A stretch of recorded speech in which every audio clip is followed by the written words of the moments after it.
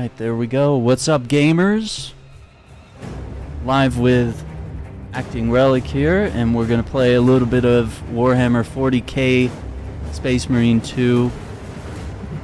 Too broke to buy Game Pass, so the legend himself is going to be doing some commentary.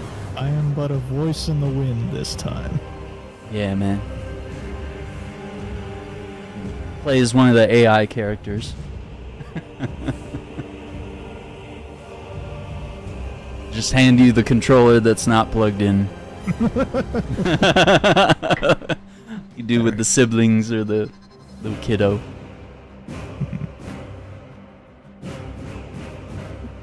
Okay, I'm interested. Yeah, I want to see where you got to and what you are presently doing. Seed to the launch pad. Let's see, would it have our mission details here on the map, maybe? Let's see, campaign. Is that where we're at? Servant of the machine? Tyranid forces surround the Temple of Thasian. Breaking through their lines is the only way to retrieve Marius Luz. Enter the temple, extract the Magos, and bring him to safety aboard the Resilient. Okay. Yeah, I know where you're at. Yeah. We're going back to the city. Yeah. I don't like... Okay, yeah, you would have already met Luz. Mm-hmm. Yeah. Yeah, because you met him in the previous mission. Now you're going to go rescue him. I like Luz. It's also a thing of nearly every 40k story usually involves at least one tech priest. And there's a like I could make a whole tier list about the best written tech priests that each storyline has had, because there's a real differential between tech priests that are well written and tech priests that are not. Yeah. You criticize the captain for withholding intelligence, and yet you treat us to the same evasive obscurity. Because, like, say, the tech priest that we deal with in Darktide, Hadron, she's got a lot of cool quips and dialogue, but you don't really interact and involve yourself with her too much outside of, like, returning to the main hub and, like, getting new equipment and stuff. Yeah, exactly. Dude, all the little details, just the fans coming out of the back of his backpack there, just spraying a little steam or something. And the fact that Titus doesn't really have it on his armor, but on other ones, if you have one of the purity scrolls, basically the parchment with the red seal, if you have one of those attached to your backpack, the fans off your power pack will actually move it around. Oh, dang. Okay. Yeah. That's pretty cool. Titus has other things attached to him. Say, like, he has the chained Inquisition seal on his right gauntlet, and he has, say, like, the purity seals on his proper pauldrons, and then our boys here, they each have their own pieces that move about. Yeah, and Gadriel here has like a tassel on his right shoulder. Right. Like a ribbon or something. I believe the tassel is related to rank. Ooh, I think that's because I think he's like he might be a sergeant? I can't remember. Yeah. Because right now, Titus is now lieutenant. Yeah, we got demoted, didn't we?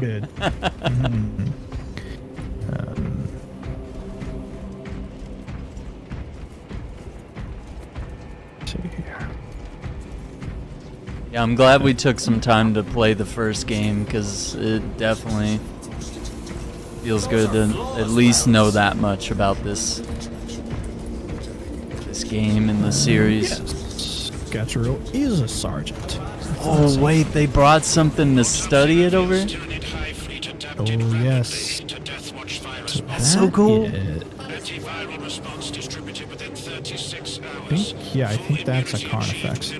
Yeah. Because we killed it at the end of last mission. That was the big finale. Received. Data buster operation. Just poking and prodding it. Look at how tiny you little baby, man. Oh, what's this over here? Oh, this is the data slate repository. Okay. Yeah, so we if can you find any replay data slates from your adventures, you can grab them there. Okay, I like that. Yeah, we definitely need to go back and collect a few. Okay. Just missed a few. Get me accurate counts on our reserve of melted Let me zones. double check what There we is have not acceptable here. discrepancy here. Okay. Let's see. I was enjoying this heavy bolt rifle. That was quite nice. The Melta, dude, the Melta is, as always, very devastating. Devastating weapon. Yeah, I mean, of the ones I have, the bolt rifle's been good, but I like this heavy bolt rifle. That's been It's really one of my good. weapons Like, of choice. It's my primary weapon of choice throughout the whole campaign, and it is my primary thing to use in operations mode. I think maybe the heavy bolt pistol is good. The plasma's fun too. I like that one as well. That's a fun little pistol. Plasma's good as well, especially if you're doing charge shots against like tougher enemies like the Tyranid warriors and stuff like that. Do you know what this whole 5+ is on the strength? Can we actually like measure that? Because that's the difference between the power sword and the chain sword. Is just that plus symbol. You know? Yeah. It's a little weird. I don't know. I wonder if it's like 5.5 as opposed to like just ranking it up to 6 or something. I think that might be what it is as well. And it's also the chain sword is slightly better for single target, whereas the power sword's better for crowd. Yeah, I started out using the power sword, especially because it's the main weapon for the Bulwark class, but I ended up swapping over to chainsword just because I like the combos more. Ooh, yeah, okay. I'm gonna try it for one mission, and then I might do the chainsword again after that. I like because the thing about power sword is it technically has two different combo strings. There's one where it's ignited with the electricity on, and there's one version where it's off, and you get different moves depending on which setup you have.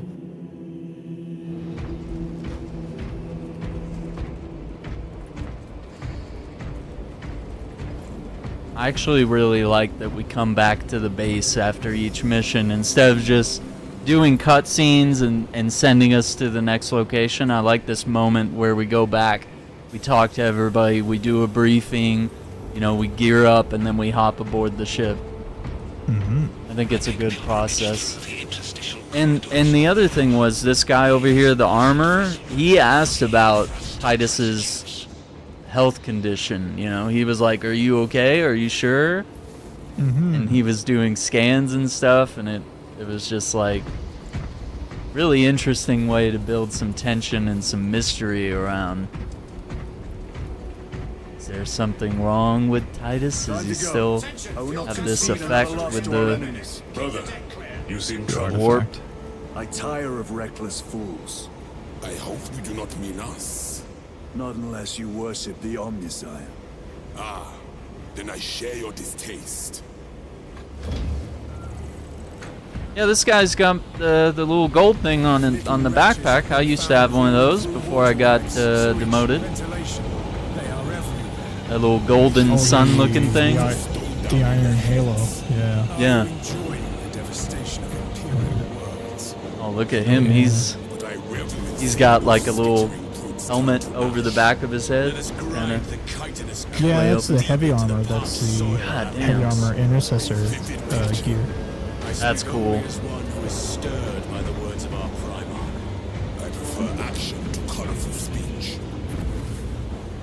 Okay. Guys talking smack. I also love that they have little dialogue boxes for all of their conversations.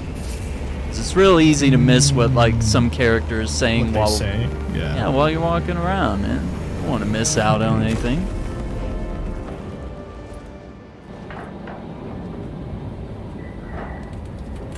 Okay, there's our briefing. Right.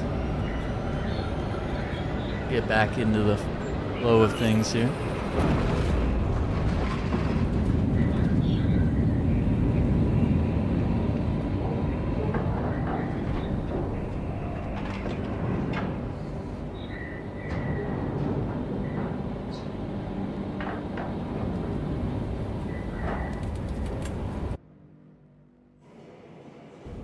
Approaching landing zone.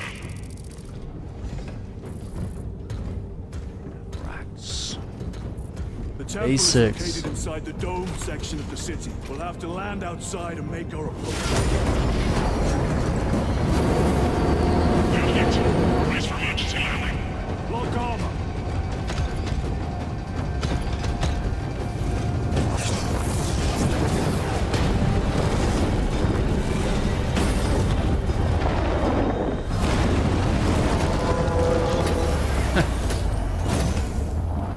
Can't believe they still landed that thing. Oh, what's wrong, bud? Lance of Jove, report. Minor damage. Tank team is inbound. Can we depend on you for extraction? Yes, Lord. We will be there. Very good, brother. The Emperor protects. Make haste. We have considerable ground to cover. Ah, that's so cool. Alright, let me see. I just wanted to glance at the controls for a second, just to make sure. Okay.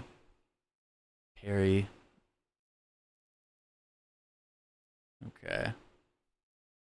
Ability. Reload. Okay, good. Good.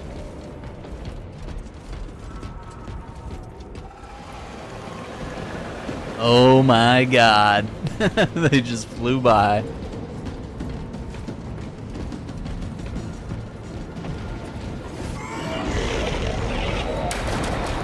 What was that?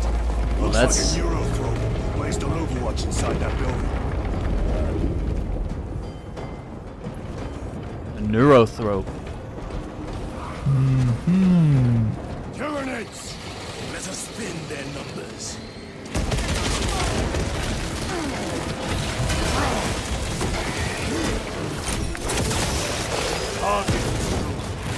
Nice. Okay. Reload! The only thing I want is a perfect reload system. I think I would love that. Like Gears of War, you know? Yeah.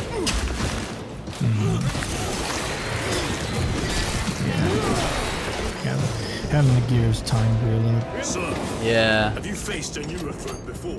There's so many games that don't A have that tricky perfect adversary. active that just like, damn, it would be so much better. There was like an element of skill to reloading your gun, you know, and the chance for it to like jam or something.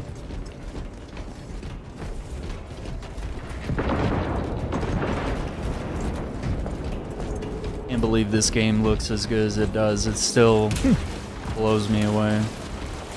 Oh, look at this! We got the boys! They're fighting. The Cadians, right? That's what these guys are? Yes, Cadian 8th.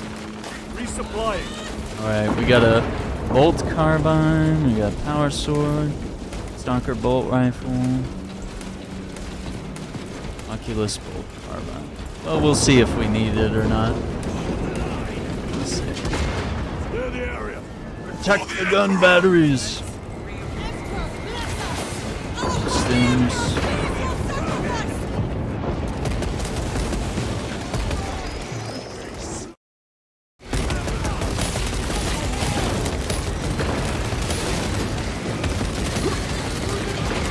Changing magazine.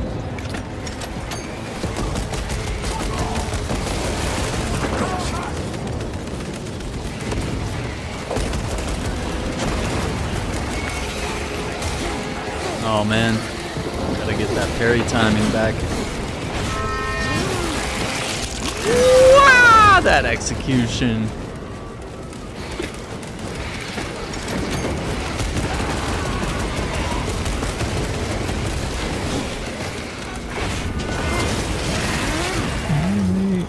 They did a really good job.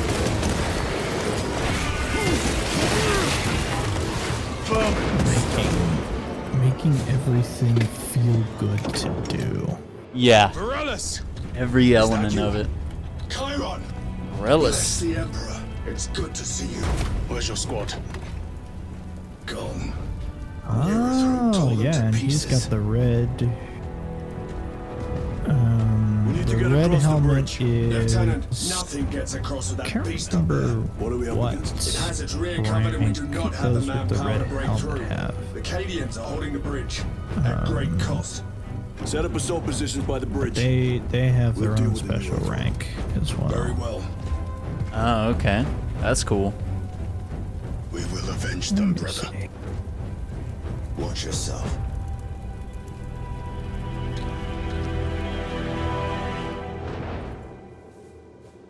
It's dope. What's Alright. our theoretical? A direct assault on the rear guard. Is that it? You doubt our ability, brother? No, sir. Good. Melt a bomb. Choke them with their own blood. Let's try it.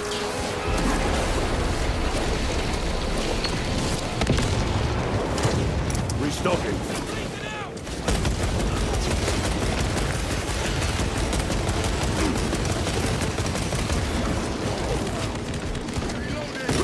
What is that stuff that looks like green, like barbed wire, and then it like causes you to like hallucinate or something? So I believe that that Tyranid type is a Tyranid warrior with a venom spitter. The little venom lines that come out of it hit the ground and basically spawn out those little curls of toxic barbed wire. What's interesting is that when it's on the ground like that, you can actually shoot it, and it Oh, I didn't know you could shoot it. Okay. We were once defending a stronghold from an Orcasaur. A war boat overpowered. Yeah, it helps. It helps clear things up because not only does it steadily apply the toxic effect to you, Let us honor it by it also avenging his slows you men. down as you walk through it. Yeah. That's cool. Dig it. Now the other thing you can do, you like push it like, yeah, he like holds the sword out and it like lights up. If you just like hold the Yes, attack so button. That's changing between. That's the two different combat styles with the power sword. That's so cool.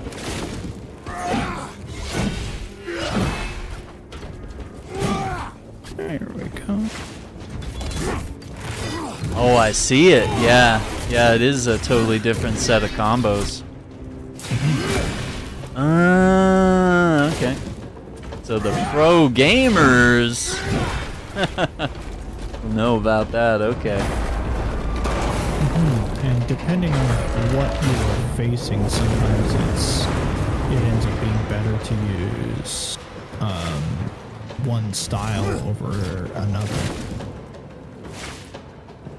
Interesting. Yeah, like maybe for crowds you go with the horizontal stuff. and do the vertical things for... Yeah, because you get that stab at the end of the combo. I could see how that could be good. Yeah. And it's interesting when you're in, when you have the powered up version of the attacks. If you attack once and then stop pressing the attack button, he sort of stances up, and then you can tap the button again for a special attack. Like that. Okay.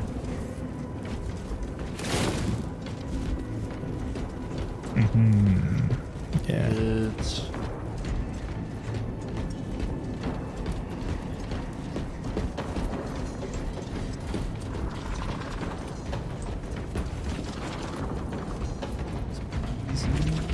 Okay.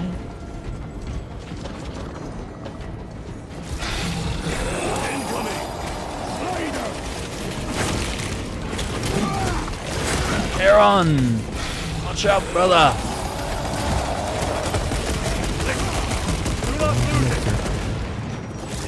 Where is he going? He's like jumping up it. Oh, he went invisible. Okay. That's very good. Yeah.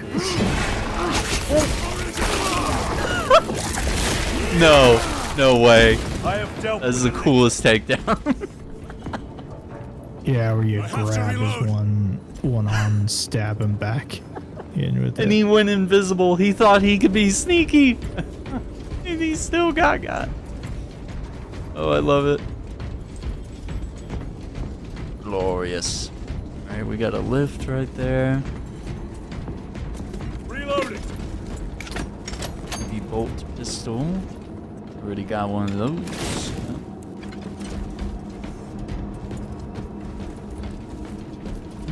Let's see.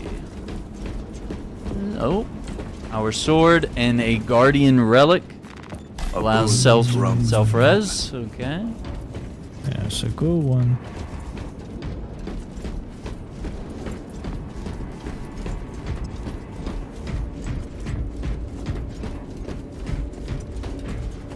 Also, the other thing is the animations in this game. Like when you interact with these keypads, I was just blown away. Because normally they just animate like your hand just being in the area, but like the fact that he's like physically pushing buttons and they're lighting up. Like this is actually pretty dope. Yeah, Little it is pretty details, you cool. know? Brother, It's what happened on the weird flyer? that, say, on the Nothing good. keypad, it's Can you be always the same specific? 3 keys. Yeah. Sooner focus on the mission at Yeah, hand. I noticed that. I was I, like, I understand Relevant to why the it's the mission same at 3 hand. keys, because, yourself, like, Sergeant. hey, just Your behavior animate has been one erratic. animation You that forced your looks way into good and do it classified files. once. You tell us Yeah. nothing. Got real. It still throws me through a deserve to loop know who is that every leading us. single door opens with conversation the is same over. key combination. that's why we can't let the Tyranids figure it out, guys. They'll learn too With fast. the chaos, yeah, you know, they'll sit there with their little claws and go up the lift.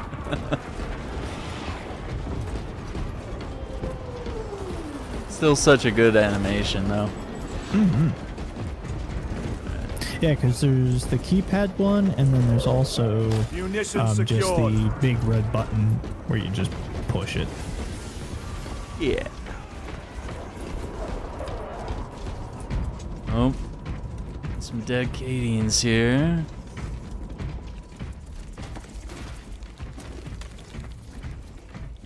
Deal with them. Run. Death soon us.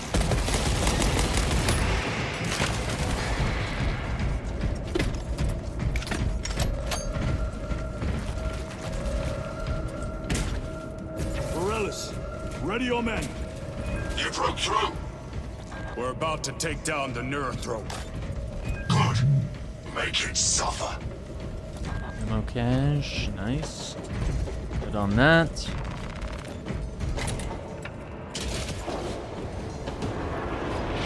Concentrate. Oh, these things. Freaking hate these things. Yep.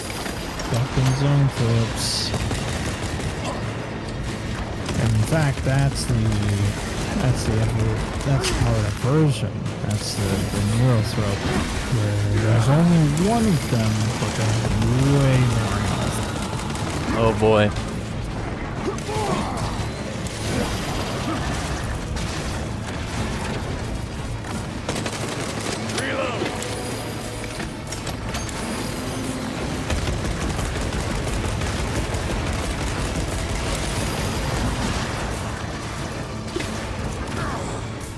Damn.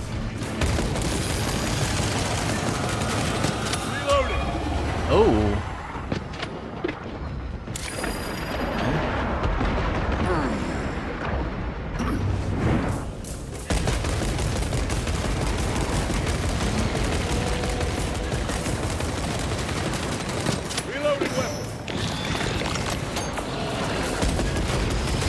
Oh, damn. Okay. Doing some shockwaves.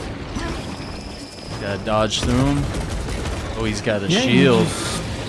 You just roll through them when he does the waves.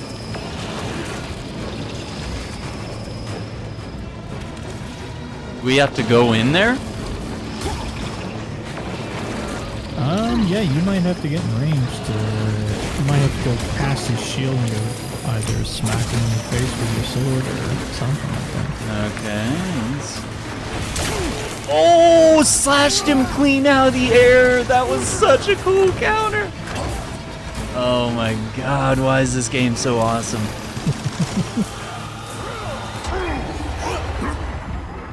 Okay, looks like that phase is over.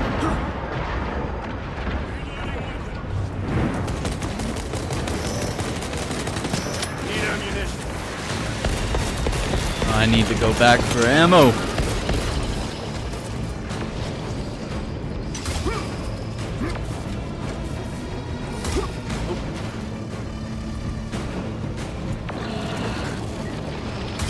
Oh, so it doesn't matter if you're behind cover. That's...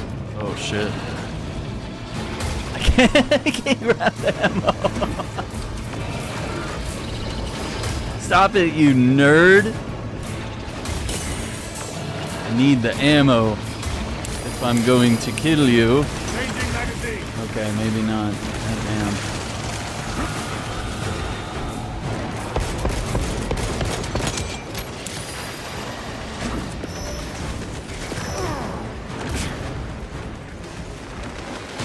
Resupplying. One moment, brothers.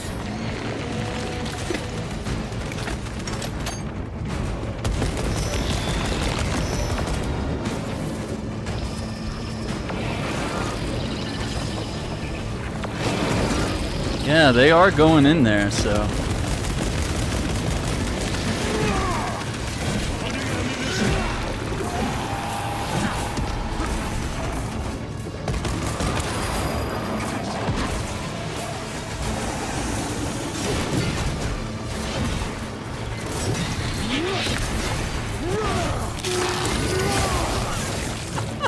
Ah, yes. All right. Oh god. Nope. Laser beam for you, bud. Need to reload.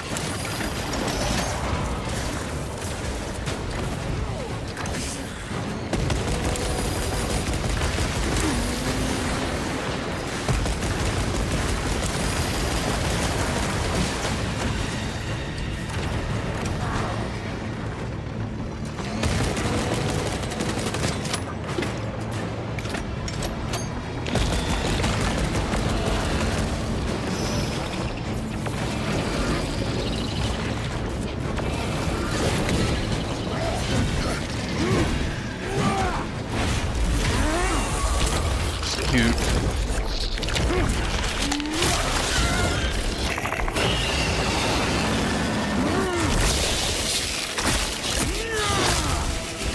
One less neurothrope in the galaxy. Victory is ours, brothers.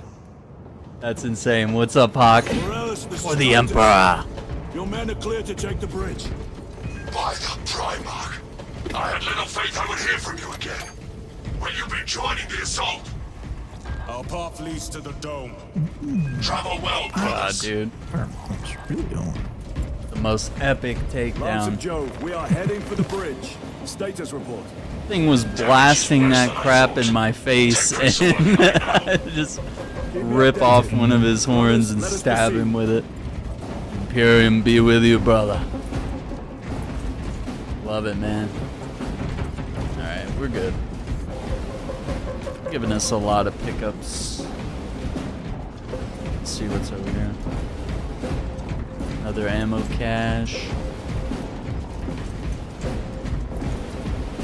Ammo box, plasma pistol. Okay. Well, they're giving you options to like switch up in case you made like a mistake or something. You know? And you're like, oh, I wish I had this weapon. Like, it feels like the campaign is giving me plenty of opportunities to switch things up. And I think they also do that so that when you go and play PvP or operations, you can kind of go, oh, I've used these weapons in the campaign. I like this one. Yeah. Yeah, and that's what I did in the first game too. I experimented quite a bit. I was like, I need to know every weapon and how they work and what the names are, so I'm not just gonna stick to what I think is good. I wanted to like We must keep moving. mess around. Ooh, we got a Melta here. We got a Melta, we got a heavy bolter. I wonder if we shouldn't switch it up. Let's try the Melta for a little bit. The nice thing about the heavy bolter, at least the way it works in the campaign, is you can kind of take it with you.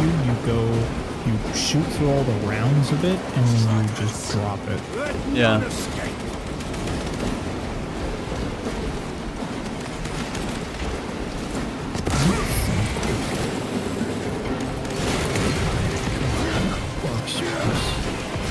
I stomped on his toe!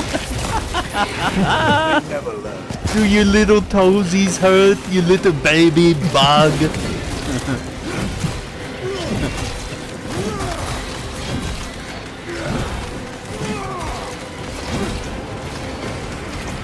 Alright.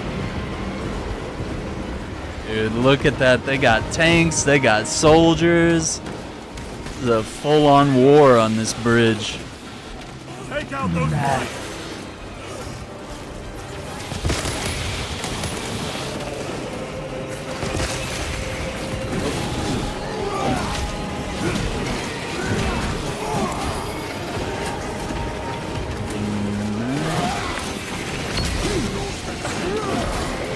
Hit him with that. There we go.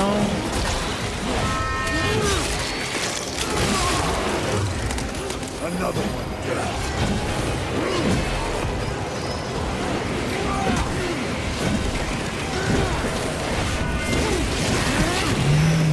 Cut his head clean off. Aaron, take it easy, man. Come on. That's all of them. How far to lose this position? But still a long way Oh from my the god. dome. And we must hurry. Sorry, brothers. That swarm. Oh, look at that tank. That's so cool. Need a ride, brothers. Sergeant, good to see you.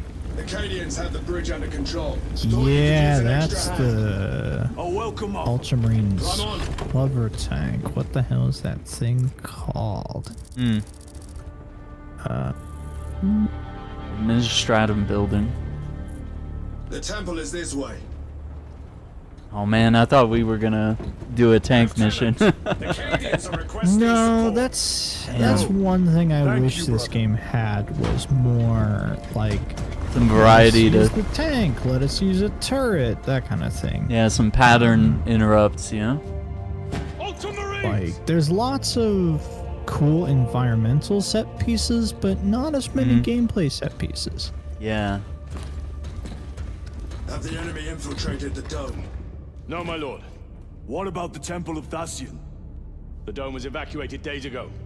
Rejoin the main force immediately. Our orders are to remain here. On whose authority? Captain Fairburn. We are to hold this position until further notice. The dome is empty. Now move on. But Sire, I gave you an order. forgive me, my lord. Perhaps there was a communication error. The captain insisted. The deserters. No. We Oh, have our orders. I could see the look on his face through the helmet. If you are deserters, I'll execute you myself.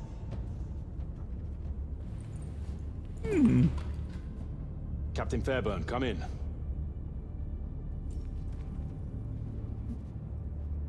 Captain Fairburn, come in. And I can't.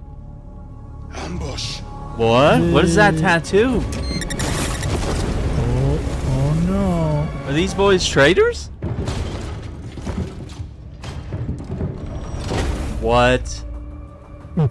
No! And no. I really liked him!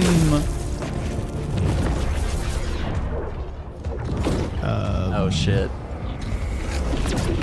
Oh fuck. It begins. Oh no. Oh no! Chaos time, baby. I wasn't expecting I didn't think it was gonna happen this soon. Oh yeah. no, they just showed up out of nowhere, dude. No introduction. Creatures of the thousand suns. So that guy, he had like a heretic tattoo or something. Yes. Oh shit. And I think if you look, I couldn't really tell, but I think if you looked at his eyes, they were not purple. Ah, okay. The Cadian people, guardsmen who are born from Cadia have purple eyes. Your worthless life is ended. And so it's sort of seen that the true Cadians are the ones with purple eyes. Okay.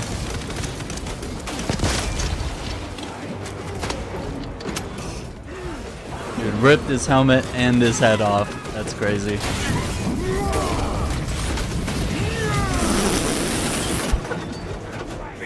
So wait a minute, is there anything in that armor? It's just like there's no like flesh, right? Like it just kind of no, they just fucking like what's in there? You caught on very quickly, Arian. The Thousand Suns inside their armor, they are basically just sand. No way, dude. Basically, to make a really long story short, Yeah. when the Thousand Suns turn to chaos, they align themselves with the god of change, to gain like additional warp and sorcery powers. To do so, the remaining libertarians that you are presently ripping the heads off of basically became animated constructs of armor. Like, they are not really...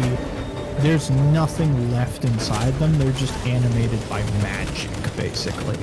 That's badass. So the human that's left inside of them is basically non-existent for most rubrics. There are some exceptions where you'll see Thousand Suns Marines that you can see there's still some human construct chunk of them left. Akaran here. Interesting. We're just attacked by the forces of chaos. But You're certain. most No doubt. rubrics are just Heretic dust Astartes. that's And animated their by minions. Damn it. warp Do you have magic, orders? basically. Negative. We're minutes away. Wow. Find him yeah. and get him out of there. Hurry. Yeah, I noticed that like immediately. I was like, why did it just weird. fall apart? And there's no arms, there's no blood, there's no flesh. And I think that's why they could That's get so away cool. with executions where you literally rip their heads off. Yeah. Because So there's cool. there's no blood or gore to happen because there is no blood inside of them. They are dust. That's so crazy. Oh my god.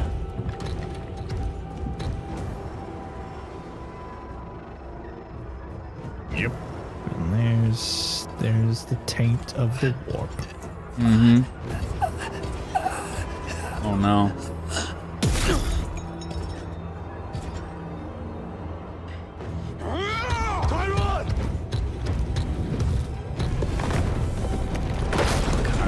Come on, man.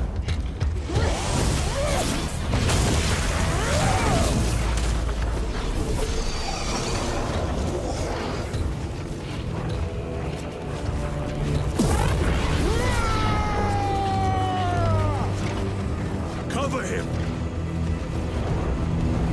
Yep. I will grind your bones to Dang it. dust. I brought the wrong gun for this. Yeah, the melta. Yeah. Just try to fire a melta across the gap here. Oh, so the demons are back. Okay. Yes, and these are different demons than the demons in Space Marine 1. Okay. Yeah, these are blue looking. Yes. These are... They're called... I think they're called Zygors. They are Zinchi's demons. They're kind of weird. They got like gold heads and stuff, and they're all blue. Whereas, in Space Marine 1, you're fighting the red demons of Khorne, which are much more traditional, like red demons with horns and stuff. Which I believe goes in the Bloodthirsters. Oh my god, it's never gonna get old just slamming these suits of armor around. Fucking stabbing them and lifting them in the air like they're nothing. The best is, like, after they die, there is some level of physics to their armor, so I've had times where, like, I'm walking up the stairs after I've shot one of them, and you'll just see a chest plate bounce, bounce, bounce down the steps.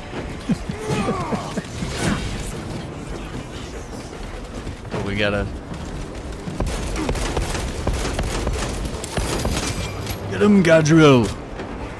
Oh, he leaves the kill for the master. Yeah, that's right. All right. That is all of them. Bring me more. The exit is blocked by heretic sorcery. Chiron, you don't sound right, brother. It bears the mark of the archenemy. Destroy it. Oh no, come on, Chiron. Oh my god, the thing has an eyeball. Oh shit. Oh, okay. That I am. Yep, we're just gonna smush it like a melon. Chiron, move through the exit. Oh my god. Brother, This game's by the insane. gates of Hera, you must calm yourself. Alright, we might want to switch the Melta. Let's see, we got the Laz Fusel, Horseman Bolt Carbine, Dead at my feet. Bolt Sniper. I think I've tried this Laz. Ooh, okay. The Sniper, 12 rounds. And you can charge it up, I think. Yeah, let's try it. Why not? We gotta cuddle some more Chaos Marines here. Give them a little bear hug and rip their head off. I order you to regroup. I have other business.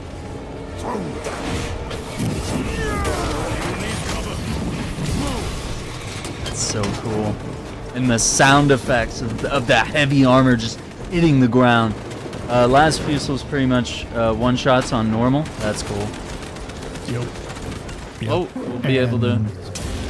For operations mode, it was so good for dealing with Here's what the fate of the whole higher system level monsters and stuff like that, 'cause especially if somebody else is having it, and you just go, that thing, I want it dead. Kill it.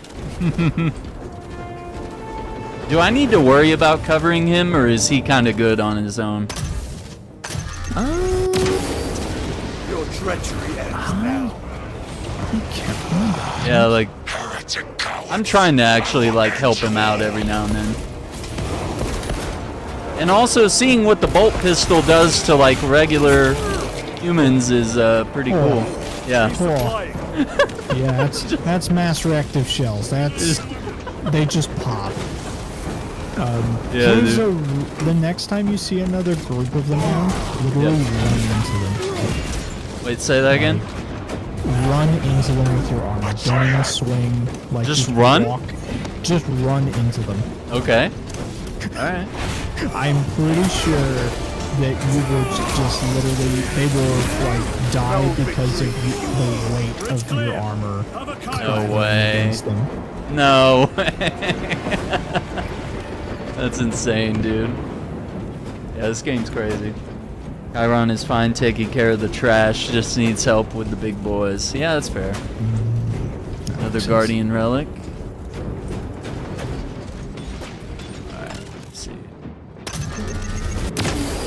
Look at this. He's duking it out with like 4 Chaos Marine. No, 5, 6. He's doing alright.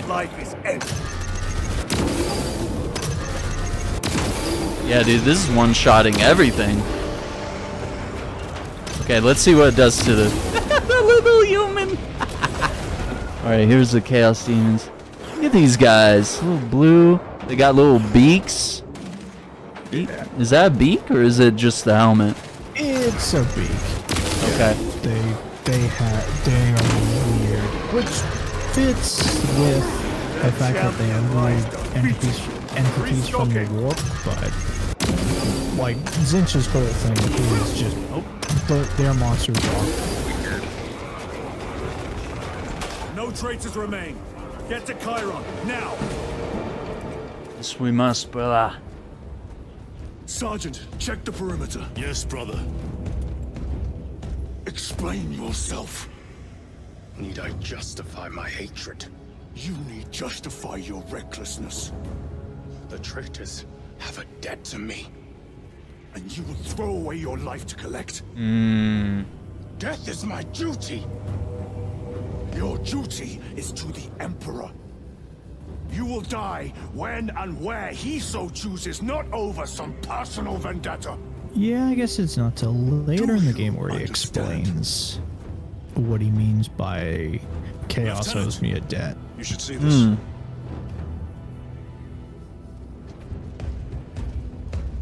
Yeah, he was being reckless, man. And just run into that stuff.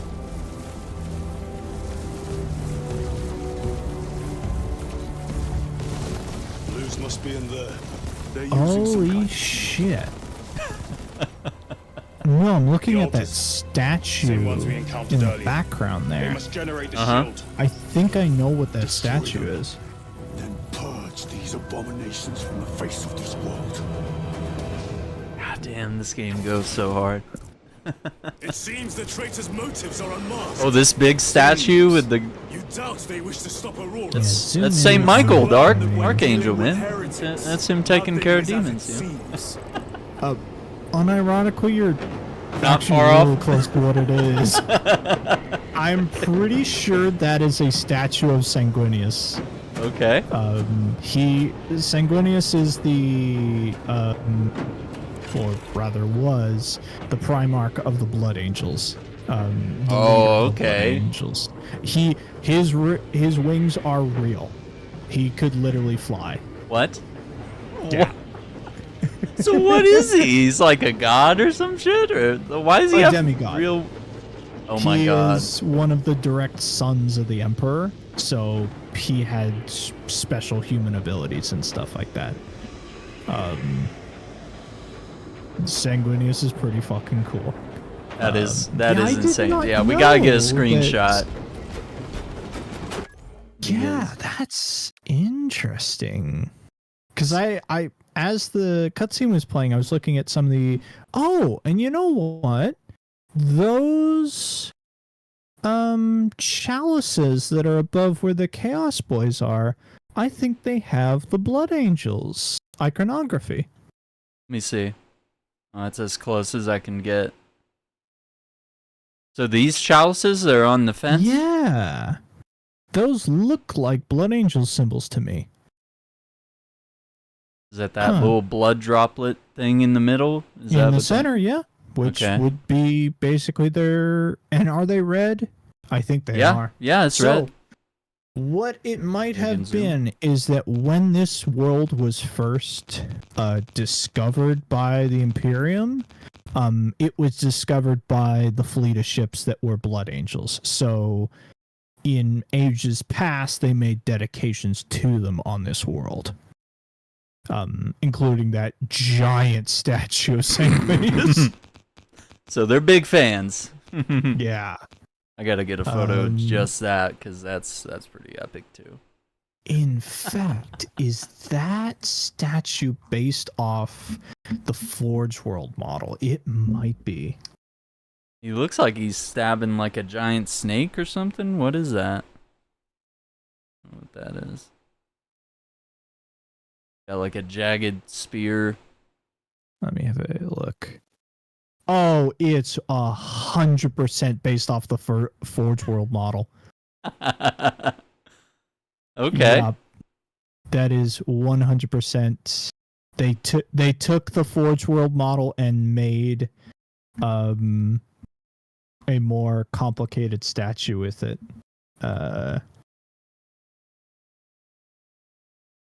Photo mode, dude. Oh my gosh. Okay, Shadow Wizard is dropping some big words here. Sangors are demons of Siege, and Siege's whole thing with his demons is a bird theme. Okay. Yes. So you get to pick your own design when you make your demon. Yes. You're like, I want bird demons. Sanguinus had little angel wings because he mutated because of the plant his gestation pod landed on, which is Ball, and Ball is basically a giant desert, a whole lot of radiation. Oh my god. Yeah, I appreciate all the lore. Just make sure you're not like going into anything that like spoils the main story. But I do appreciate all the comments. That's really cool. There's so much to learn about this game and the world. Dig it. I love that you can just sit here and admire the set pieces and stuff as you're moving through. You can just see like hordes of enemies storming in. Oh, we got a data slate here. Encrypted audio log available for listening and transcription. They cried out my name, but I stayed hidden. My position, my rank, my life is worth more than theirs. I am of the Adeptus Administratum. I am of the Departamento Exector. I pay their war. I am instrumental. I pass on the tithes. I open the purse that keeps our defense guns charged. Oh, they told the cultists where I am hiding. Huh. Okay. What we got here? Melt-a-bombs. Let's try it. Do you know what the Imperial Tithe is, Aaron? The what? So that audio log was about an officer of the Imperial Tithe being found by the Chaos Worshipers. Do you know what the Tithe is? No. It's the Imperial IRS. No, so he's dodging his taxes. The Imperial Tithe is tax collection from all the worlds in the Empire of Man. Generally, it's kind of a combination of money, supplies, and X number of recruits for the army. The tithe, there is so many stories are related to something going wrong with the tithe. Oh, yikes. There is a very long story known as the Badab War that starts solely because of a tax dispute. Oh, come on. And leads to one of the most dense conflicts in the entire it leads to an entire faction of Space Marines going traitor because of taxes. Oh my god. That's when you know the universe is getting a little too complicated, a little too real. When some writer inserts his own IRS investigation into a 40k lore. That's crazy, man. Yeah, you should get into the books, Hawk. I'm gonna start with the audiobooks. Andrew, remind us what some of your recommendations were for people that are getting into it. If you are brand new to the 40k books and you want a starting point, I'd say your probably best starting point is First and Only, written by Dan Abboton.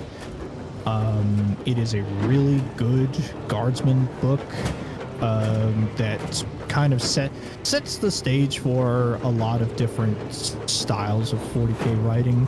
You get to experience the 40k world from the perspective of regular human beings, which gives you a lot of context of what's going on.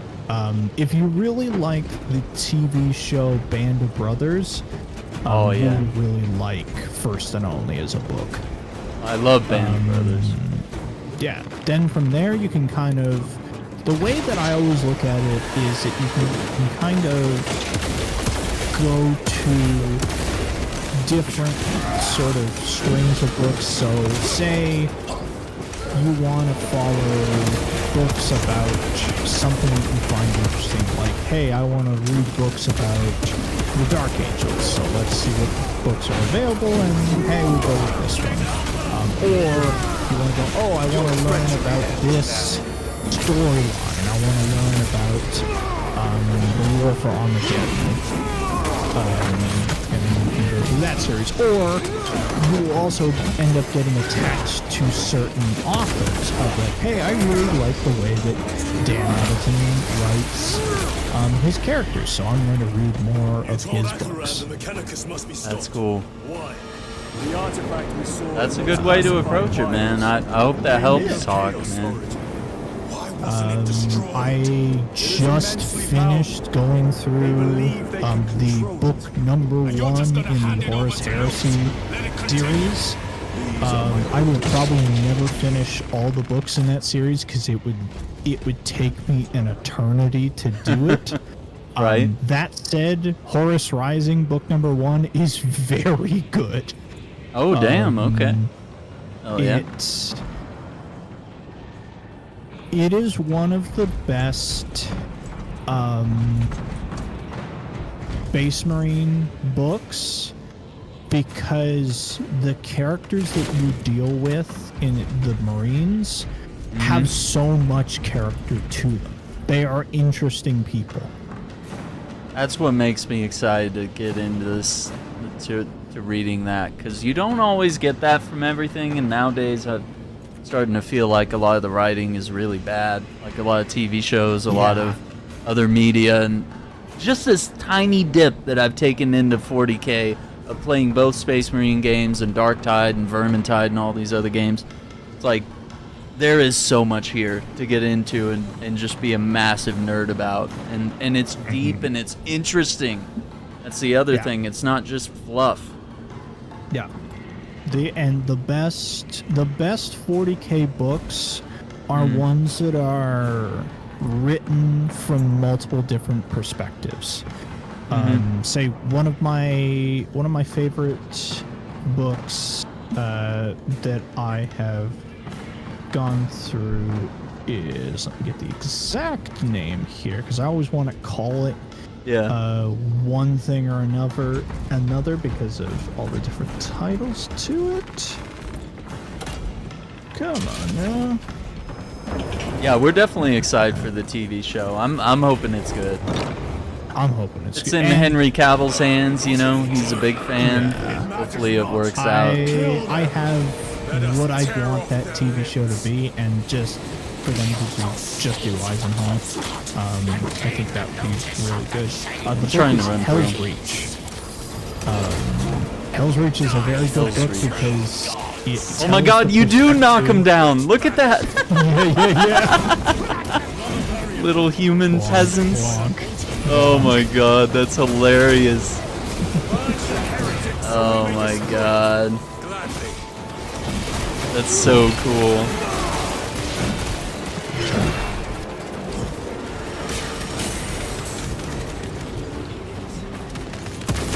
Also, I feel like the plasma rifle really has like a little more of like a kick to it. You can really feel the recoil. Oh yeah. In this game, as opposed to the first game. I find with any of the Thousand Suns Marines, if you do 2 charged shots with the plasma rifle, they are basically ready for a finisher attack. Okay. I can use it sparingly. To like lay into him too hard. Let's see. Shadow Wizard said every planet has a tithe. It's always something different. One planet could give purely crops. Some could give luxury goods. Some are people. Oh no, not people. Yeah, for the Imperial Guard.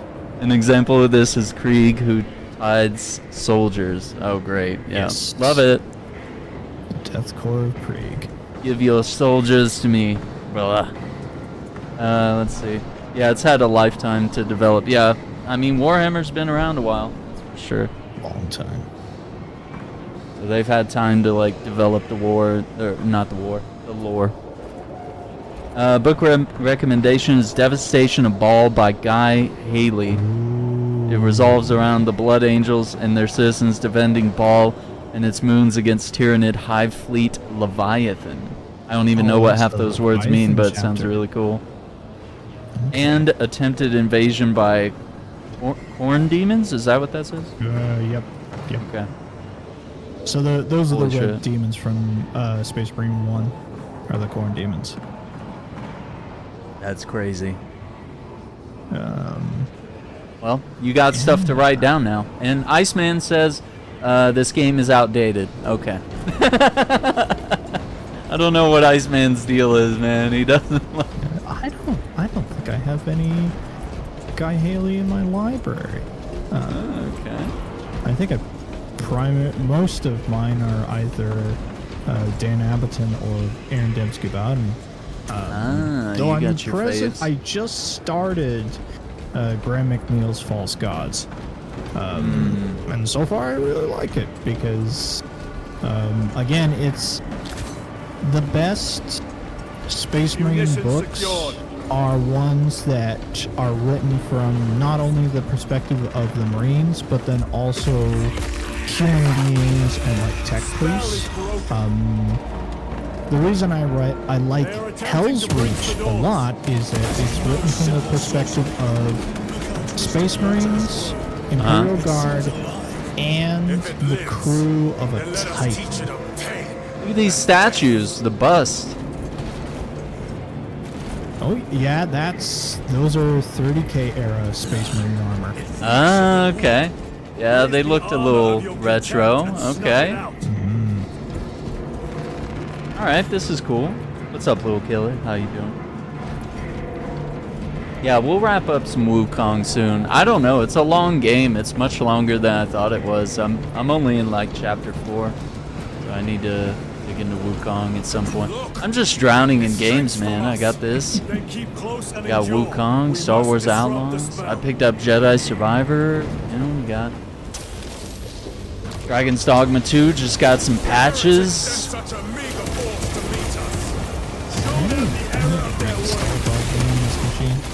Never finished Final Fantasy Rebirth, and Square Enix sent over a code to cover freaking Final Fantasy 16 on the channel, and so now I gotta do that, which is awesome, because I mean, that game's killer.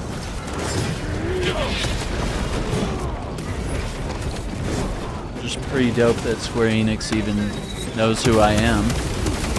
I'll take that. Seems to be a win. Yeah, you're right. It only took like 1 or 2 shots to get that. Damn. Dude was execution ready. Earliest versions of the power armor worn by Space Marines during the Great Crusade. That's crazy. Played the 16 demo on PC. It is far better than the PS5 version. That's what I keep hearing, dude. That's what I keep hearing. And I did play the PS5 version, and my jaw was on the floor the entire time. Like, the story, the music, just how epic everything sounds. And, you know, the storytelling, it feels like... I've never seen Game of Thrones, so I can't really say it's like that, but it's certainly... I don't know.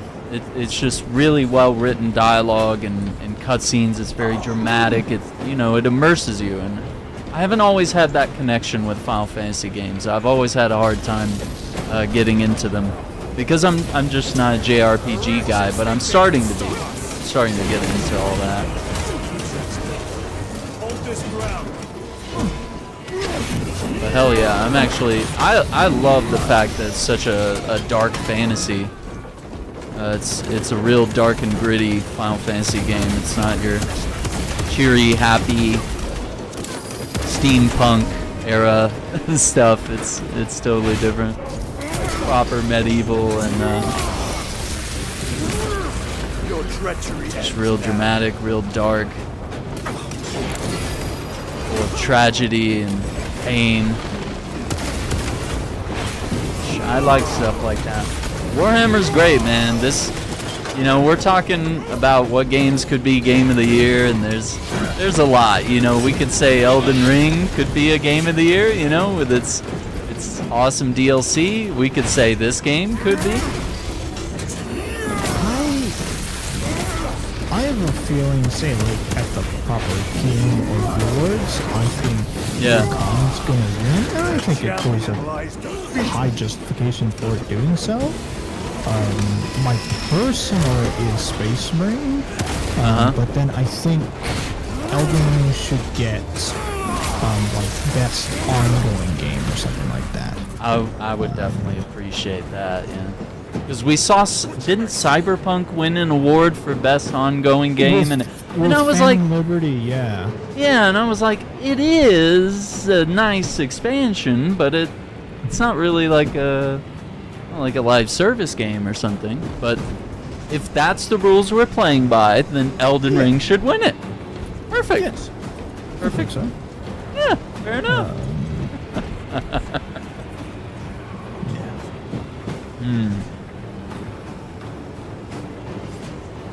Performance on PS5 is subpar. I was playing it on performance mode, so I usually never have any complaints, but yeah. But yeah, I mean, it shows what PC is capable of doing, for sure. Okay, I didn't know, actually, that the lead producer of 16 runs 14 as well. Oh, yeah. Shit, maybe I would actually like 14. I've been avoiding that game like the plague, but you know, maybe it really is a critically acclaimed MMO, you know? I've heard 14's good, and it's one of those things where it is like the MMO where you really can care about the story in different chunks and chapters. Oh, that's good. Yeah, you want that. Words as hollow as your fallen brothers. It's kind of one of those things where people speak of it so highly it kind of turns you off. And that happened with Breaking Bad for me. Like, everyone's like, yo, Breaking Bad's the best show. Like, fuck Sopranos, you know, fuck every other show you've ever liked. And I'm like, yeah, that's a great way to make me, you know, and they do the same thing. They kind of glaze you with Final Fantasy 14. They're like, oh my god, it's the most critically acclaimed RPG. Let me type a whole paragraph in your chat about how awesome it is, and it's scripted. What's up, Raging Girl? How you doing? Yeah. That whole deal. So, I don't know, maybe you guys have something going there, and I've just been inundated by all the people trying to force people into loving it. Oh yeah. Fighting as the icons in 16's epic, yeah. That was kind of one of the parts that had my jaw on the floor, was like watching Clive and little kid, he protects those icons were duking it out. Epic orchestral music, you know, just massive, incredible themes. Alright, now we can destroy the altar, I guess. So we had to, like, capture it for some reason? Yeah, it's a gameplay way of explaining why you can't just run up and grab the thing and crush it. It's one of those things where in character it doesn't make a lot of sense. From a gameplay perspective, it's like, oh, okay, capture the point. Yeah, exactly.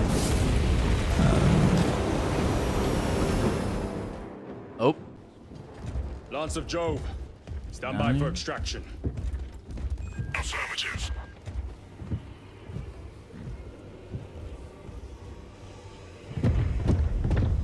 In the name of the Emperor, open the doors!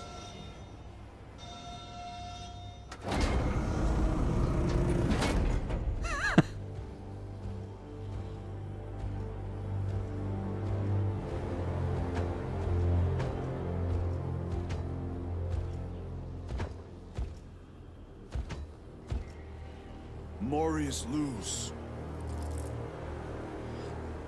I owe you my existence. Come with us. To where? The battle barge. Compliance, but I must speak with Archmagus Nozick at once. He's dead. Dead. You are to replace him. Lose.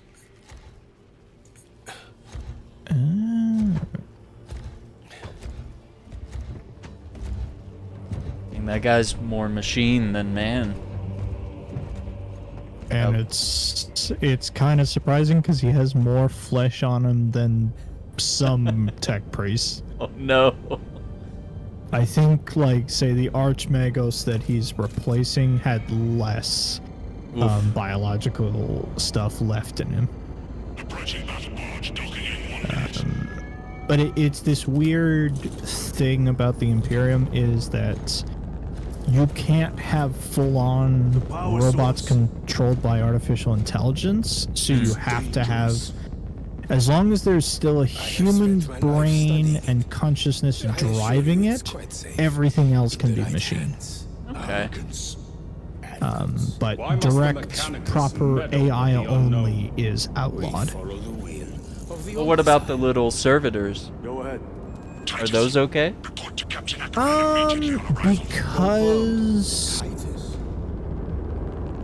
technically, say like the servo-skullin is on Liz's shoulder there is technically a machine, part but of he is controlling it, so it's okay. technically within his control. But the other ones that fly servitors around, that we yeah. see, moving stuff around and whatnot.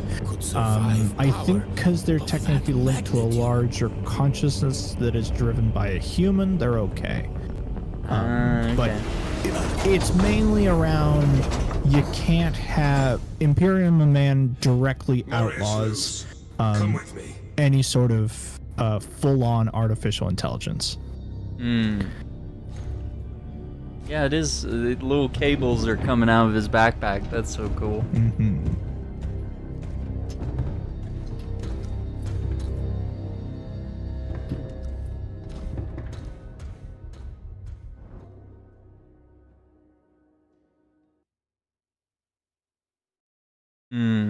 Interesting.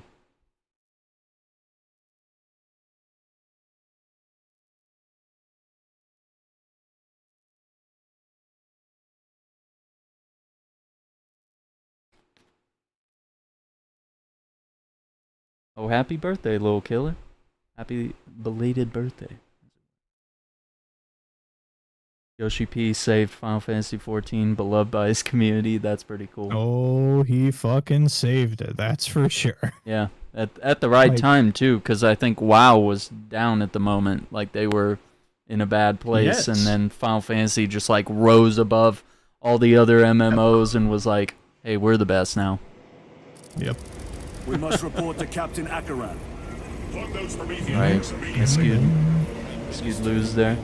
Unbeaten 16. Yeah, both DLCs, my god. Yeah. It came out with a lot of content for 16 for sure. I only did like a couple hours, so I think I'm probably safe to like start it over on PC and give it a full go here.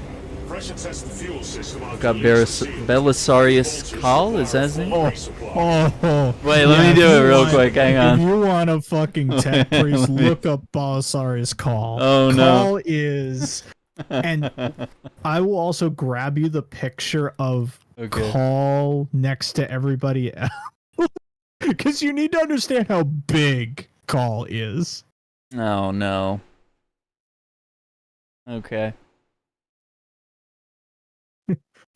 it's a bit ridiculous how big.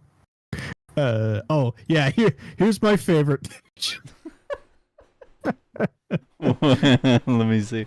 Let's see here. Oh no. Go to Aaron here.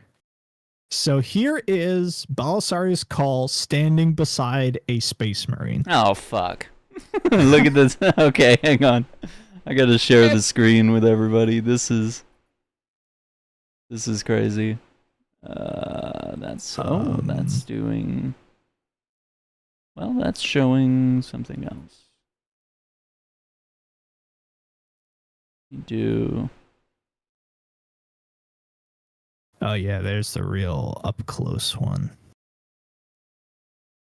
where we can properly see some of Call's. There we go, stuff. right here. Let's turn that on.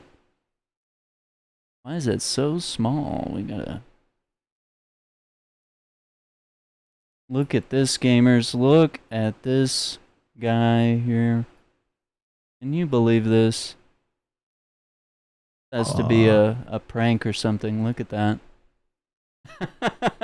Look at that. We've seen what Space Marines look like next to like regular humans. We see what he looks like next to the guy we just rescued, Luz, right? And then this guy is just like, what even all does he have here? He's got multiple Everything. arms. He's got the little servo skull coming out. He's got like a backpack beetle thing. He's got little spider legs that are machines. You know, he's got hoses coming out of his belly.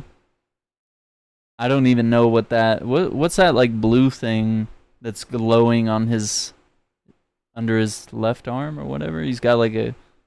Are they allowed to have weapons? Is that like a weapon of some sort? I don't know what that is. Let's see.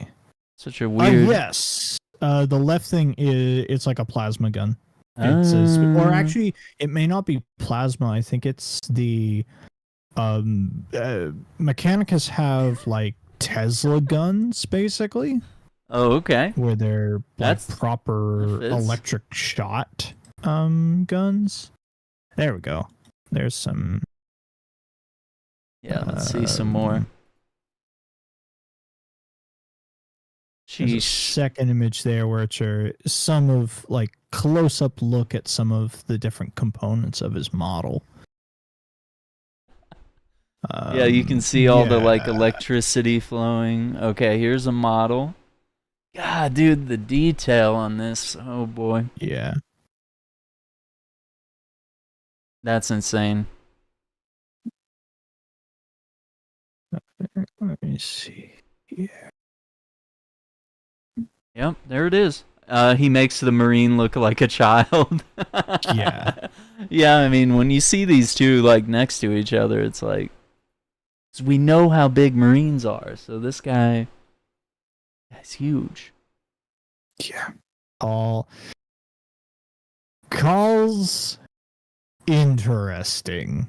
That's wild. I don't know a lot about him. I haven't read Call's book, and I haven't really looked up too much about him, but he's interesting. Because he's the Archmagos Dominus of the Mechanicus. He is one of the ruling lords of Mars. So he's basically one of the main people that's in charge of Mars and the entire Mechanicus Tech Priest folks. Call's been alive for 10,000 years. Oh my his god. Knowledge of the universe is just so extensive. So there's clearly no. Well, okay, so you said there still has to be some organic life. What's organic in there? His brain, is that it? Like his brain and his face. Basically, his head is the only organic piece of Call. I'm gonna pull this picture really up. Human. Yeah. I would say.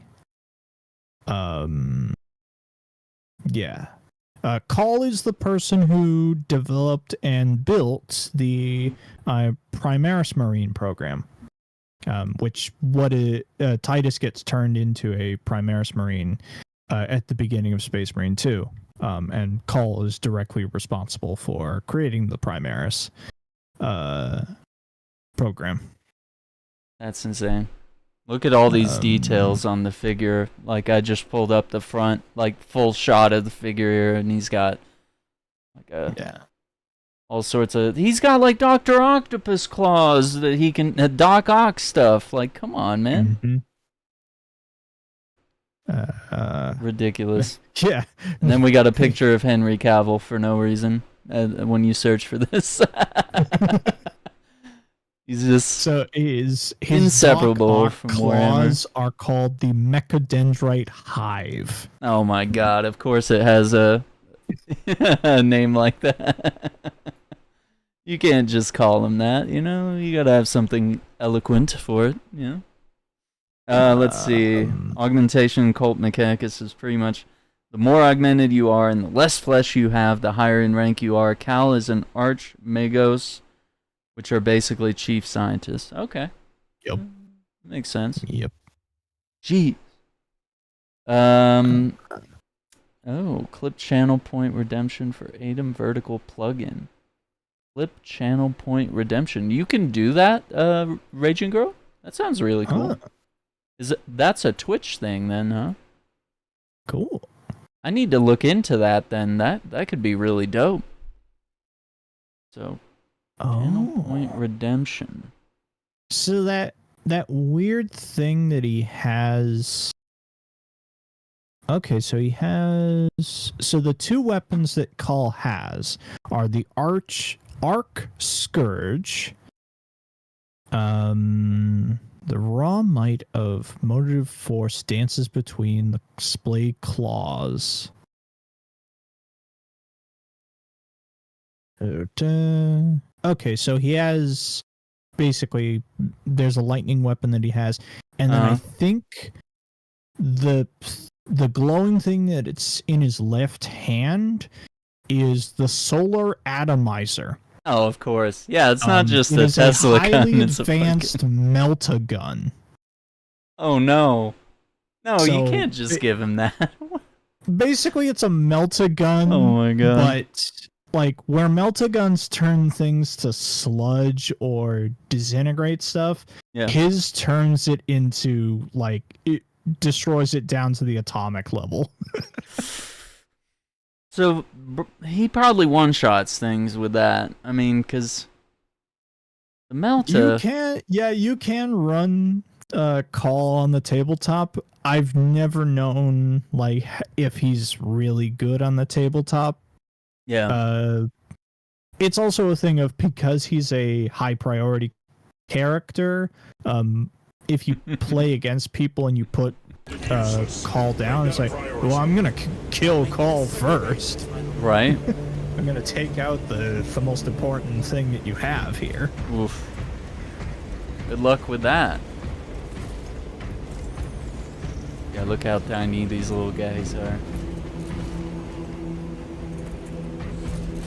See, I swear in that cutscene where the one guy was a heretic and then they panned back to the soldier with his helmet on, I was like, dude, I swear I saw his eyes, like, get angry.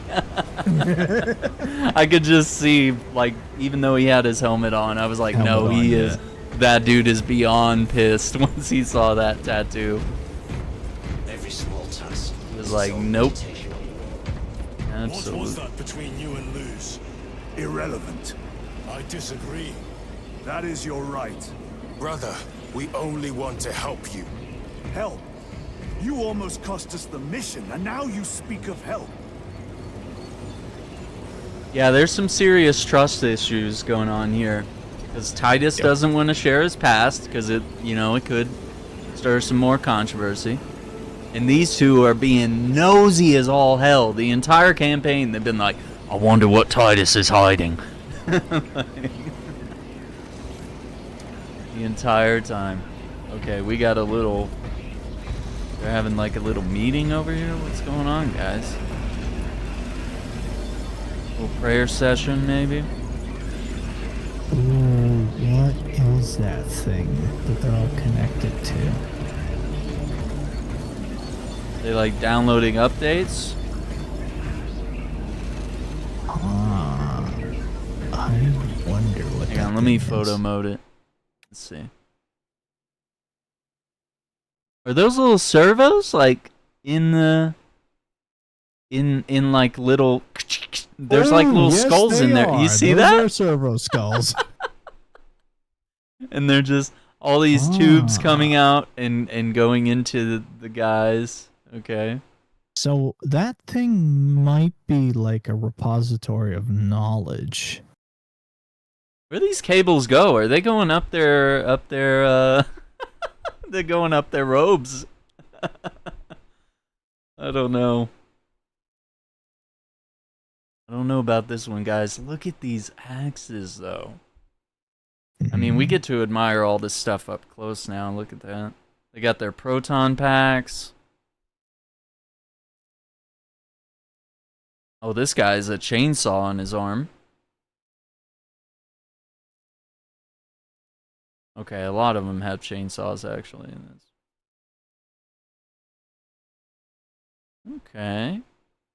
Look at these guys. Yeah, this has turned into like a whole lore stream at this point. Like, you wanted to see us play the game? What are you here for? What? Oh, look at this. This guy is a drill. Look at that. Yeah, that's a proper working servitor. Okay. And his other arm, he's got like a big pincher. Basically pliers, like, holy crap. Yeah, that's... Instead of being forklift certified, you just get turned into the forklift in 40K. Oh no. Is that still a thing? Oh my gosh. Michelle, you're crazy. I can't believe you did that to me. Cal also has a clone of Gulliman on his personal ship known as the Gulliman Inferior, which exists to talk to Gulliman. Gulliman also has a copy of Cal and Cal Inferior. Lore, stream fire. I gotta set a 2-minute timer. Echo, set a 2-minute timer. Jeez. I forgot I had those channel points. It's 10K and I gotta talk like walking for 2 minutes. Anyway, Fabricator General of Mars is even bigger than Cal. Uh-oh. That's crazy. Yeah, is there a picture of what the Fabricator General looks like? I am the law.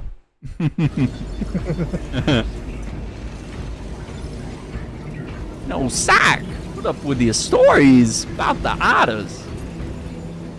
But I stand by my daughter. Wow. Yeah, there's that art at Calvor Hall. Oh my gosh, I missed that.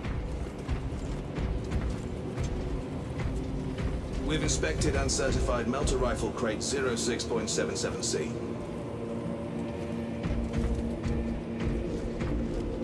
Is this guy... He's walking barefoot? You're walking barefoot? In 40K? Walking barefoot in 40K? You crazy. Servitors are punishment for various crimes, and also honors in certain cases. You can tell the crime by clothing color. Red is insubordination. Oh, okay. These remember in Dark Tide when you created your character and you had your different colors? Yeah, yeah. Of your wardrobe? That's part of the crime thing. Oh shit. Because my guy was so green, I think. We got lucky I was where a psyker. we just get recruited to being like helping out with a certain situation because they had nothing else to do. But otherwise, they would have just turned us into fucking servitors.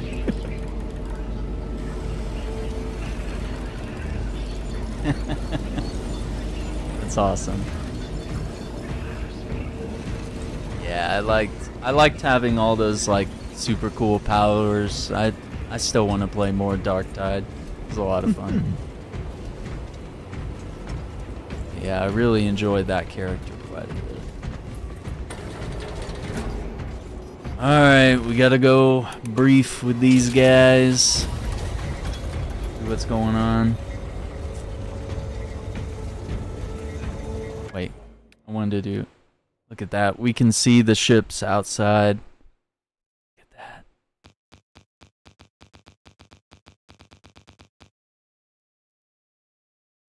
I was watching Alien recently, and honestly, the Nostromo kind of has the same kind of look, you know, the way the ship is designed and how it has like that towering structure on top of it, where it's like they almost build a city on top of the ship with like skyscrapers and stuff. Like it looks like one is definitely inspiring the other. I don't know. Oh yes. Which way around it is. Is this influenced by his work? 40K borrows from everything. Yeah. Well, that's the best way to do it, man. You can't be accused of stealing if you're borrowing from everything, you know? Pretty cool. If we hadn't been right place, right time in Dark Tide, chances are you'd be a servitor or just executed. What a boring game that would be, you know? Yeah, we got lucky in that game, and imagine, yeah, lucky in quotation marks, you know, like. But it is possible they may have been present on Avarax for some time. We're still suffering from the Vox jamming around the astropathic relay. Yeah, eavesdrop on their conversation here. So that's all.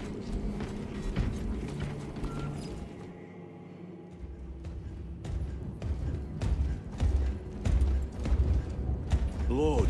Heretic Astartes. They're showing up in every hive city on Avarax. We're already overstretched by the Tyranids. The traitors have us off guard. The Adeptus Mechanicus tell me Aurora is ready. They say the weapon will work. Sir. I know your concerns, Titus. But we may have no choice.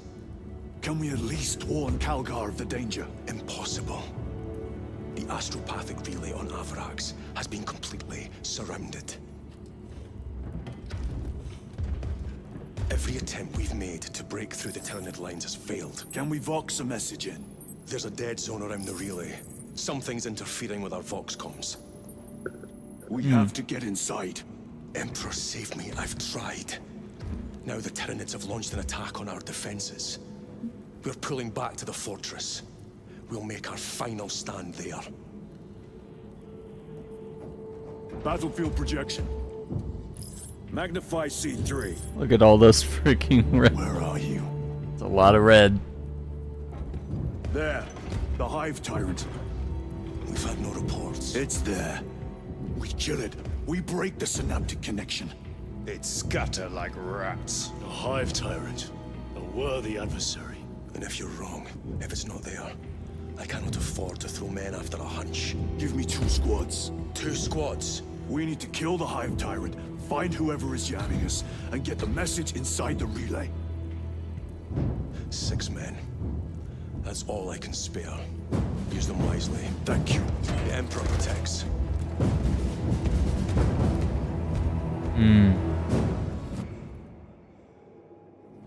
Okay, so when he says 6... Oh, hang on. Receiving. Yes, go speak with the chaplain. Acknowledged. Okay. So he says he can spare 6 men. Is that's the same as 2 squads, right?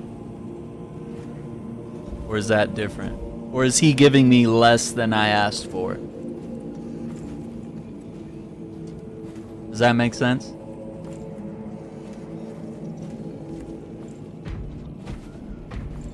Oh yeah, look at this guy, by the way. Look at these dudes.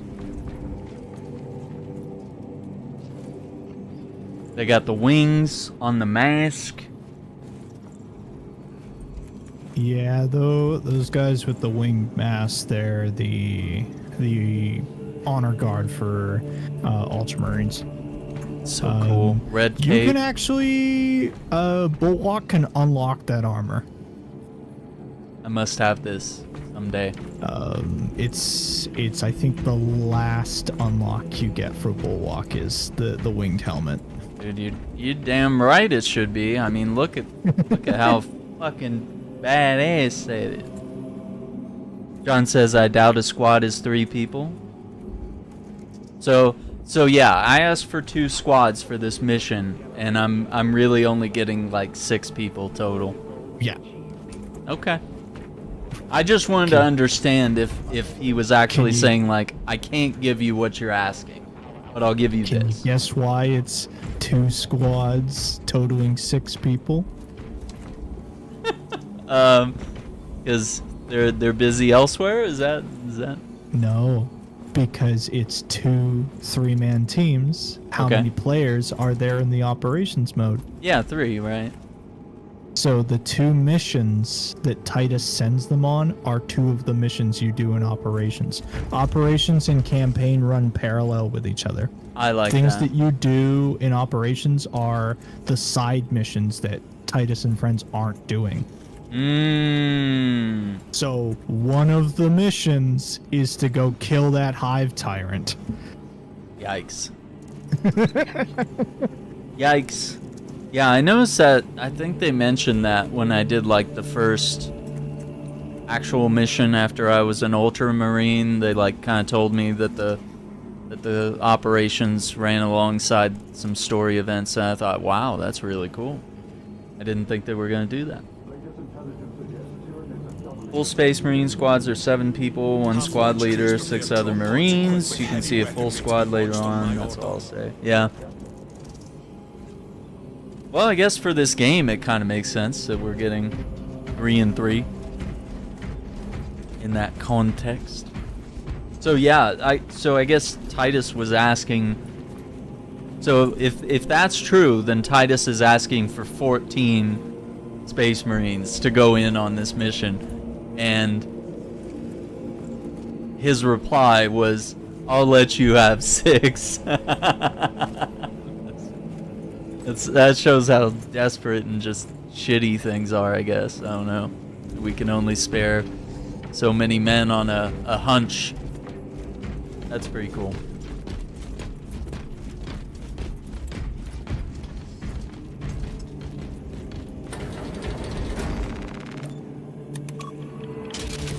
It's crazy.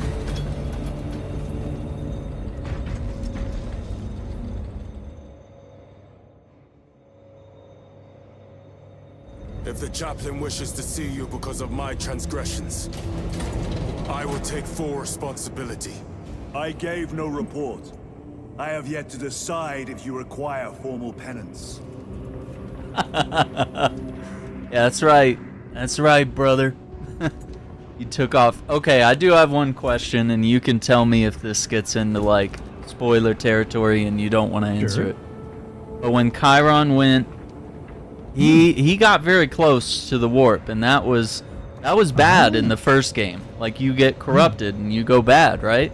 If I'm understanding. So why were we fighting in all that warp throughout the mission and everybody's fine? I know Titus seems to have some sort of immunity to it, but these other 2 don't, right? Right? Am I onto something here? Am I spoiling something for myself? I don't know. So generally, Marines, especially Primaris Marines, should have some level of resistance to the warp. Yeah. It's also like a thing of to basically break the 4th wall. Gameplay wise, it's just environmental detail. Yeah. Being around that kind of stuff doesn't affect you in game. Lore wise, it's a thing of Marines would be able to be resistant to that level of warp corruption in the environment, but they probably couldn't stay there too long. Yeah, and we were on the move, eventually so it would start to really tick away at you. And each of the 4 Chaos Gods affects stuff differently. Say like Zinch will steadily make you just go more and more crazy, where like high level Zinch corruption, you open a door and a staircase is opposite the way it should be. Yikes. Like it's complete madness world stuff. Whereas, say, with Darktide, we get to experience seeing Nurgle corruption, where like, everything is alive and like there's just plague and pestilence everywhere. So yeah, like depending on what you're dealing with, there's different things that can happen. That's interesting. Yeah, because in the first game, there was a point where it was like, no, Titus is the only one that can withstand the warp. He's the only one that can go in that tower, beat the bad guys, and save the day. So, I guess... Yeah. And Titus said it had something to do with, like, his faith and his, you know, his dedication to the Emperor and his belief in everything, and that's, in his mind, what makes him so... resistant to the warp, yeah. Technically, yeah. Interesting. Yeah, there's some stuff to that. Okay. I just wanted to make sure the game wasn't like screwing something up, or I was like, wait a minute, that doesn't seem right. Chiron will explain more about why he hates chaos so much later on. Also, I wanted to ask you about this with the flying babies with wings. Oh, the cherubs? There's been so many posts on Twitter where people are experiencing 40K for the first time. Yeah. And they're like, what the fuck is this? What's the deal with that? What? Yeah, what are you guys doing to babies, man? Okay. He's got a little syringe coming out of his arm. Look at this. His diapers are metal, dude. That's so metal. Look at that. All right. Cherubs. Oh, crap. Here we go. Cherub is a cybernetic construct created by the biologic department. They serve various purposes, including the Inquisition, Adeptus Sororitas, Space Marines, so on and so forth. They carry various things around. They basically think of them as carrier pigeons. Is the best description I can have. Because they're in the bird cage and they got the wings. Yeah, it makes sense. Oh my god! And even they look at them. They even have little. Yes, cherubim are usually grown from pre-selected genetic templates in vats or cloning tanks. That's crazy. In many ways, they work as servitors. So they are vat-grown cherub babies that fly around and deliver mail. That is their function. It's the post office. Hey, Harry Potter has owls, 40K has cherubs. My god, dude. And he's got 3 little ribbons on him. He's got some he's got dedications to service. He delivered. Yeah, this guy doesn't have any. He's kind of a loser. But he's got a little gas mask and a little mohawk of metal. Oh boy.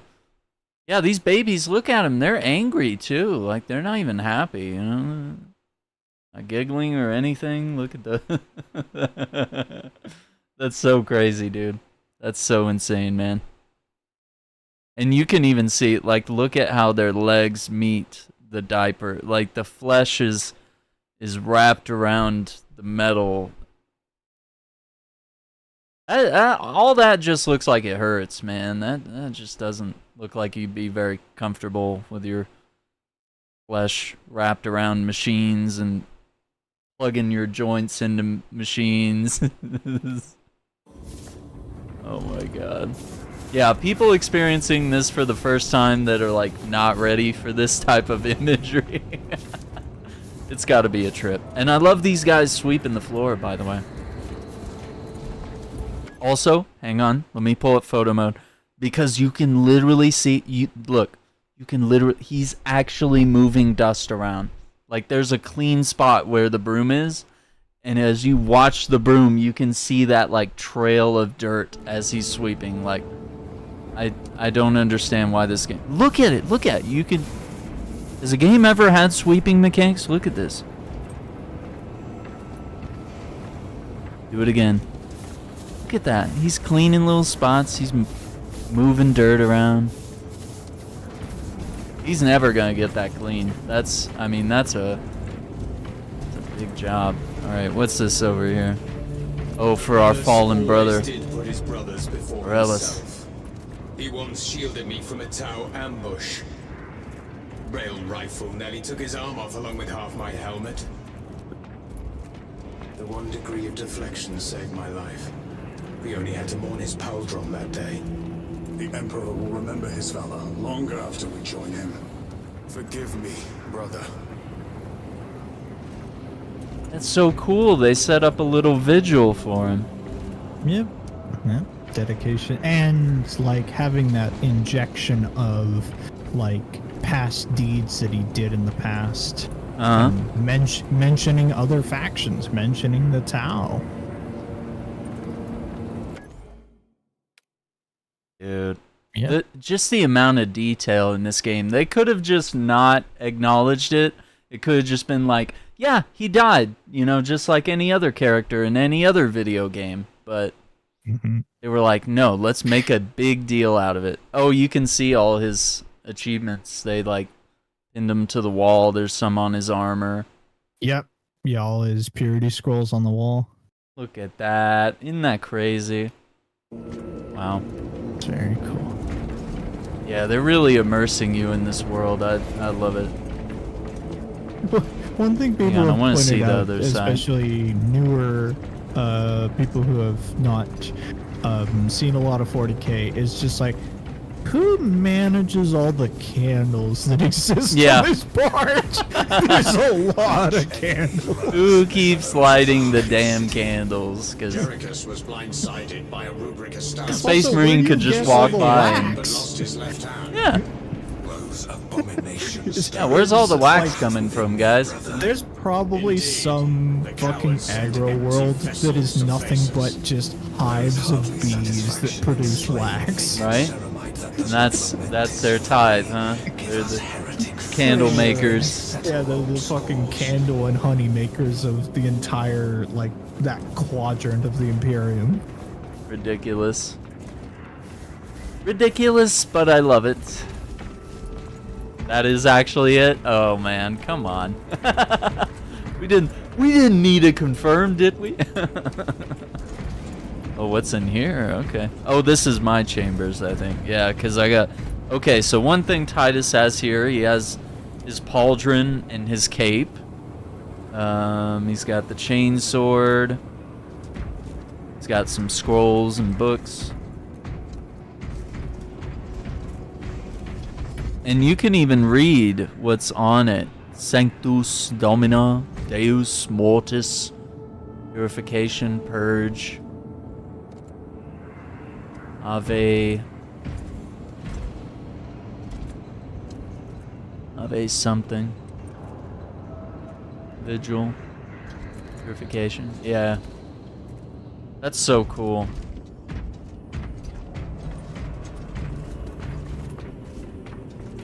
Love how everything can be explained like that. That's so crazy, dude. Alright. Yeah, that there's a justification for basically everything that Even you the see. tiniest, minuscule thing in this world, like all the freaking candle. Okay, I have one more thing before we go into this cutscene. This might be a long tangent, but this was part of a TikTok that I watched recently, and everyone might get a kick out of it. So they said, okay, so you got two options here, gamers. All right. Option 1, you get to be a trooper in Halo fighting the Flood. Or do you want to be... I don't remember the name of it, but I think it was basically the equivalent in Warhammer. Just be like, you know, maybe one of the guys we saw earlier, the little human guys, they're just fighting the Tyranids. Oh, the Cadians. The Cadians, yeah. And some of the examples that this guy brought up as he was discussing like the ups and downs, he was like, Yeah, it would suck to fight the Flood, sure, and be a regular trooper with no armor. But literally, if you're on the Cadian side, if you like try to retreat, you know, and like not die, The commissar will kill you. yeah, they'll kill you. And I mean, if you lose, you get killed by the enemy. If you lose, you might, or if there's any sort of like insubordination that leads to loss of the battle, you get shot, you get killed. And then there's the other half where he said like, well, you're not even supposed to know about the Tyranids. That's like top secret shit. So actually, the Marines would like, they would kill you. They would kill you, even if you won the battle, or even if you lost. Like, they'd kill you because you're not supposed to know this exists. I think that has been overruled with NIDS now, where enough people know about Tyranids that they are now deemed not top secret knowledge. Anymore. Okay. But say with demons, that happens all the time, where a demon incursion happens on a planet, the guard responds to defend, it gets out of hand, the Marines arrive, and it's like, then the Inquisition goes, you guys can't know about demons. The larger Imperium is not supposed to know about demons. And Bye. so they just kill you. And then just kill them all. You know it's bad when the Grey Knights show up. The Grey Knights are basically, think of them as they're Secret Service Space Marines, and if they show up, you know something's gone wrong. Yeah, so what's your pick? I mean, you want to be a little Halo trooper, or you want to be Oh wait, there was one more thing that you mentioned about 40K. Okay. So he said the very last thing would be that, like, even if you live through all that, there is always the option that they might glass the entire planet and count it off as a loss. So even if you're down there fighting, they might just pull all the Space Marines out and be like, oh, we've totally lost this planet. Let's totally just glass it and, you know, forget about all the humans that are down there fighting just in order to win and defeat the threat. Does that make sense? Is that a thing? Are you there? Did I lose you?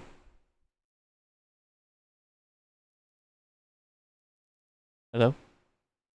Are you muted?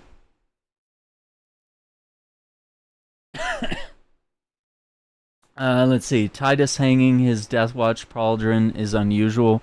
Most Marines wear their pauldron, but Titus doesn't because he's ashamed of it. So, could he wear that pauldron even now that he's been, like, he's been reassigned as an Ultramarine?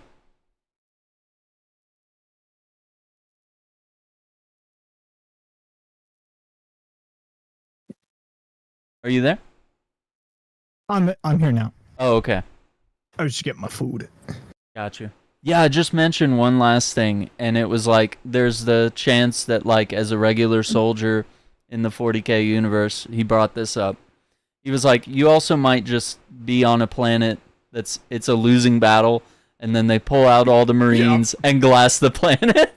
Yep, just exterminatus from orbit. Like, that's the biggest thing about, say, like, with Darktide. They're like, hey, this thing is infested by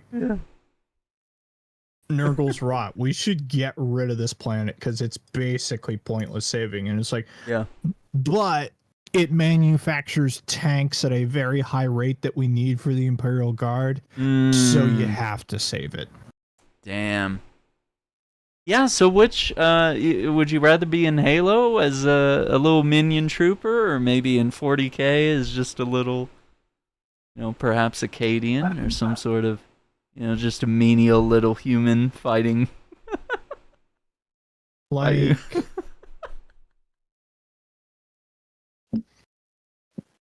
I just love the comparison. I think it's great. God, yeah, what do you pick? Yeah, because the Flood sucks too, man. Yeah, like, Flood's not good, but I might pick it more because just a raw numbers game. Yep.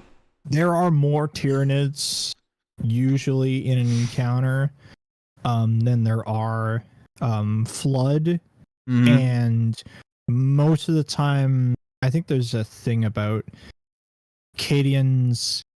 guardsmen's lives are measured in seconds. Oof, that's rough. The life expectancy of most guard troopers somewhere like 30 to a minute. It'd be a short game if we made one about the be constantly switching characters, maybe. That's how they'd have to do it. Oh my god. Yeah, Halo would be rough to an extent, you know, being turned into a flood after death, you know, being consumed by them, or having to battle them and watch all your friends get consumed by that. Sure, it would be pretty bad, but I think 40K has way more consequences for even the slightest. There's really no good outcome, you know what I mean? No. So. No. Enlisted like game for guardsmen, that would be really cool actually. Yeah. Halo for safety, 40K for action. Average guardsman life expectancy 14 hours 15 minutes. That's crazy. That's insane. It also, Shadow Wizard also brought up another interesting thing, and it was about Titus's Deathwatch pauldron that he's got there. I assumed he quit wearing it because he's an Ultramarine again, and was Deathwatch is like having to do like community service or like what's the equivalent in our society? It's like serving your time in prison as at like a work camp or something. I don't even basically know. You give up your chapter and everything else. Like that's often why that's why they wear the full black and silver armor, is that it's forsaking everything that you had before. Your dedication is only to being the Deathwatch. Okay. So it unfortunately you haven't seen Game of Thrones. It's like being part of the Night's Watch in Game of Thrones. Okay. So he's ashamed. Would you really actually wear that pauldron? I mean, even if you were an Ultramarine, would you like throw that Deathwatch thing on one shoulder or something? No. No. That's interesting. Yeah, I would be ashamed of it too. I don't know why he's like hanging it up on his wall. So unless he enjoys the guilty reminder of looking at that and just being pissed for like, I don't know how long it's been since the first game, but I imagine he's been pretty pissed for a long time about how he got demoted and betrayed and all this bullshit from the first game, you know? I think he keeps it as a reminder of like the past and like what he did in the past, so he doesn't forget, you know. Which, I mean, it wasn't his fault, right? Like he was immune to the warp. He saved the day, and literally his little fucking minion or whatever, his little teammate, ends up betraying him so that he could probably get a promotion. Was my understanding. Was like, oh yeah, he must be corrupt, so let's fire his ass, you know? Like, damn, that really sucks. Yeah, so Deathwatch is seen as an honor by most Marines, but out of game, Titus was pressed into it after finding no corruption because the Inquisitor from the end of Space Marine 1 had hated Space Marines. I saw that for sure, yeah. When you're in a Deathwatch, you're forced to wipe all association with your chapter, and your penance is either the service or death. Titus was also a Black Shield, which are suicide squads. Yeah, which probably explains why we were just like... in that first mission, we're just like fighting the freaking Tyranids, like solo, actually, which I thought was insane. Memento mori, amora fati. Yeah, there you go. Man, that's so cool. That's awesome that we literally had almost like a 30-minute conversation, it feels like, just about the stupid pauldron. And what it means and what Titus thinks of it, and it's that's insane to me. This guy is also pretty cool. The chaplain, he has got Oh, yeah. Look at how I can't even get any closer, but look at how decked out this guy is. Alright, let's go talk to him. Titus, the captain has put great faith in you with this mission. Should you reach the relay, your message to Lord Calgar may determine the course of this war. Choose your words wisely. You doubt my intentions. It is your actions I will judge. I need not remind you of the consequences you suffered the last time. If you cannot trust in the will of the Primarch, then you are unfit for this duty. Interesting. Alright, man. Got his book. He's got a little tube right here. Let me see what that is. Yeah, he's got like a little tube. Or is that a lantern, maybe? I don't know. And then he's got like what looks like a little coffin thing on his other hip. Yeah, some sort of like a canister. I think it is a lantern. I think you're right. Okay. And then he's got these like massive scrolls hanging. That's got to be heavy. I mean, look at the metal spikes at the end of the scroll there. Like it's gonna really weigh on you. He probably doesn't feel it in all this armor. He's got the skull. It says Mortis. I mean, he's got the red eyes. You know, the tubes. That's just insane. So cool. Oh, here we go. Maybe it's these little guys that keep the candles lit, huh? Just flies around, delivers the mail. Make sure no candles go out. It seems I am not the only one on this ship with concerns about your intentions. It is the chaplain's responsibility to ensure our chapter remains pure, not yours. Ooh. Your erratic behavior is plain for all to see. And now, I find you have a history of it. I am doing my duty, as I was then, protecting a system from ruin.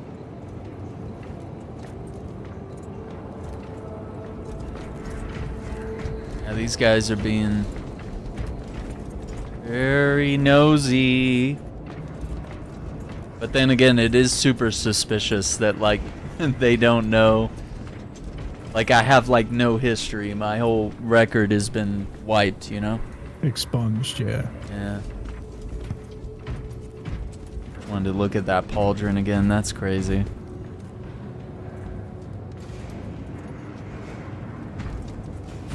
Just want to look at it and rage in my head. The golden ring around the chaplain's head is an iron halo given to high-ranking Space Marines and heavy squads. They project the shield. And we had that in the first game. And it was taken from us. It was pretty freaking cool. That's what I really loved about the first game. Not only were we getting like weapons dropped down to us, but they were like commending us as we played through the game. I thought that really added to the immersion. Was like, I don't know if they would regularly do that in the universe. Would they actually drop down commendations like that? They'd be like, wow, you're doing really good in battle. Let me, you know, send an iron halo down, or, you know, give you some more probably not purification. Regularly, but yeah, after, like, say a really grueling campaign, you might earn something more. Or say when you were promoted from one rank to another, yeah, you might get additional stuff.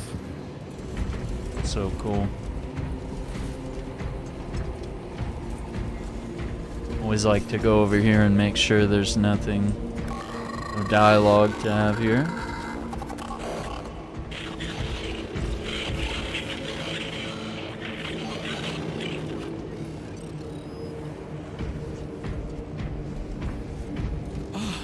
There he is. Lieutenant, Galileo and I We're just examining your recent diagnostic. Galio, I object to such intrusions. As do I. But they are queries I must fulfill.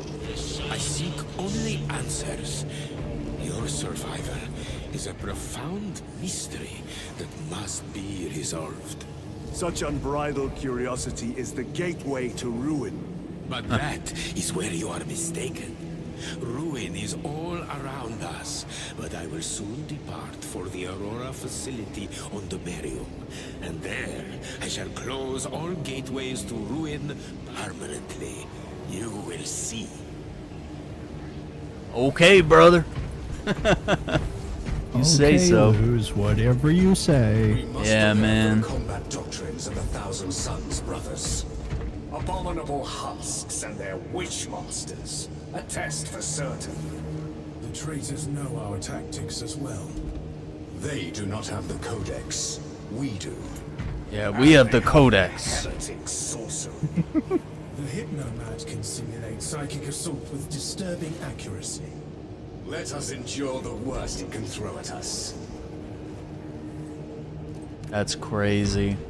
Just that little side conversation right there. So There's a lot of them in the campaign. yeah, they did a really good job with that.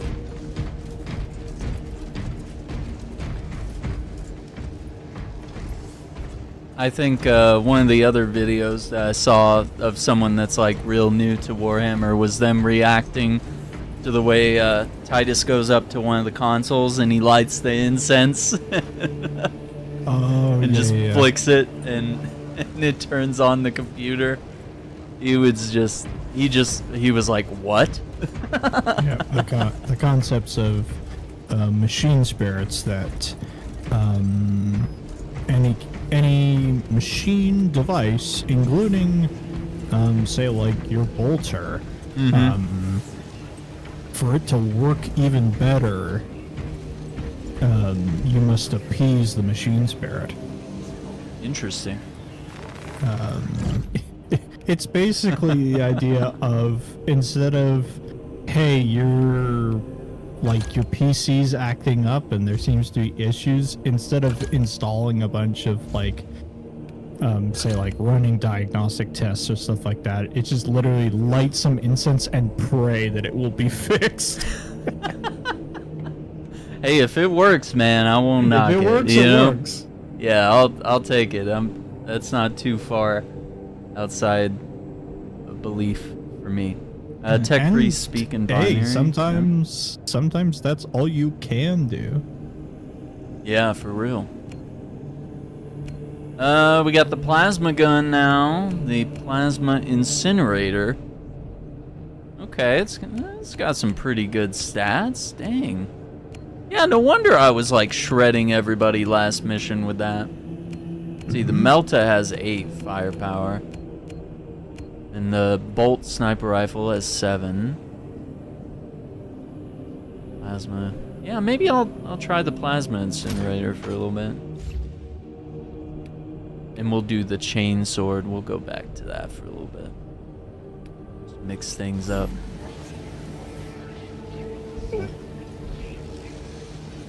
And see a tech priest who fell off a ladder. Yeah. That's awesome, dude. Yeah, I can't wait to get into that because I want to customize my Marine and, you know, try out all the different classes and weapons and stuff.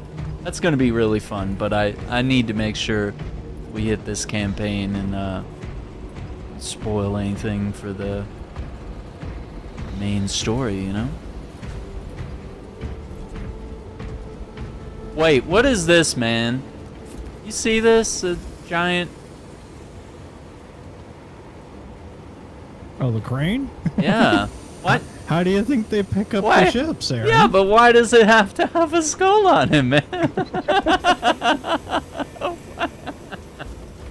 It's so 'Cause ridiculous. It's cool. It's so, yeah, it is ridiculously cool. That's I mean, the other thing. If there is no justification for something to exist in 40K, It's just you fucking open the cool. book and it just says it's cool, and then that's the end of the sentence.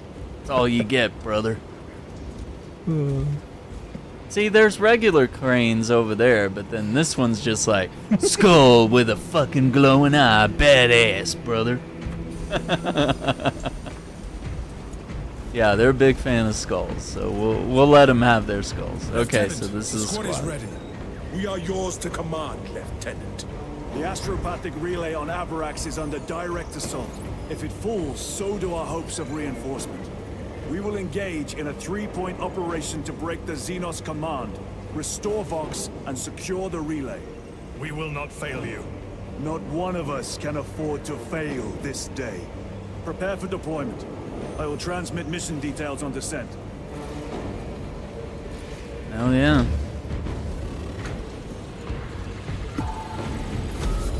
With the Thunderhawk.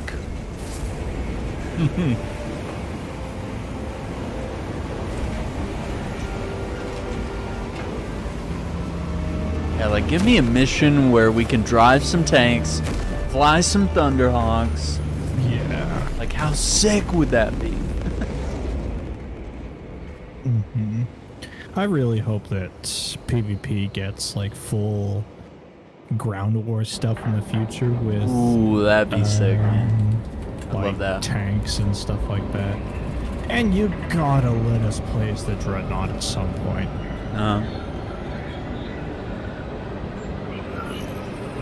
Full on. Reaching the drop zone. Access the astropathic relay. Send a message to Lord Calgar.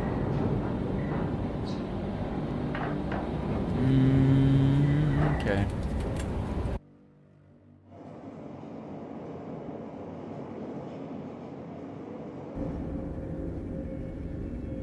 Approaching drop zone. Prepare for landing.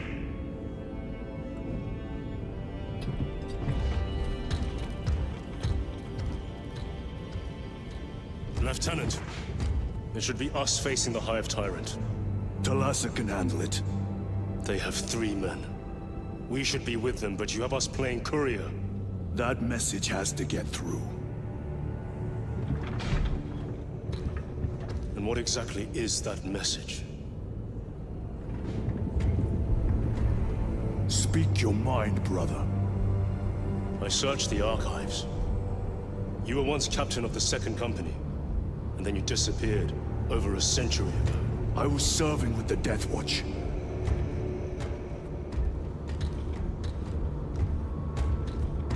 There would be records. Not for a Black Shield. A Black Shield. You would erase your chapter markings. I would die for these colors. Then why? I was accused. It was my penance. What were you accused of? Corruption. Brace for landing. Dude, just just told him. Oh my god. Yeah, you guys were being nosy, man. You wanted to know. Now you know. Yep, you wanted the information? Here you go. Oh my god. Look at this. What is this shit? Look at this place, man. Oh, yes. Yeah. Yeah. Look at that. You believe these Yeah. buildings? They don't have the right to look like this. You know what I mean? Hang on, I gotta pull the field of view back to capture how insane this building looks. That's a good photo. That's pretty cool. Fun fact about the chapter master of the Ultramarines. Oh man, I'm gonna butcher this.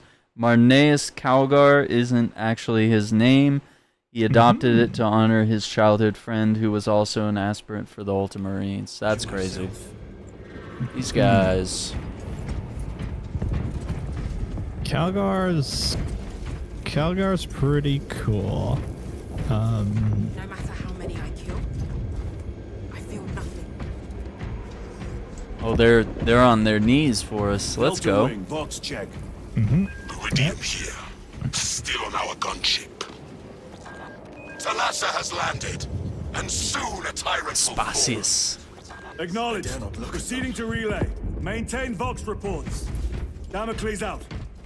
Yeah, so all those characters are the characters you play as in operations mode. Oh, that's cool. Oh man, this guy's not looking good. No, the Cadians are having a rough time. Just a little bad day for them, huh? The Astropath relay is 4 miles from here. Expect heavy Tyranid presence. What of the arch enemy? Sporadic reports, but they are here. Hang on, I gotta read this propaganda. Propaganda. What do we got here? Attention citizens, support the work of the Ultra Militarum? Is that what that said? I don't know. Astra Militarum. Astra, okay. Try to zoom in some more here. Your aid brings us closer to the destruction of humanity's enemies. Emperor sees your devotion.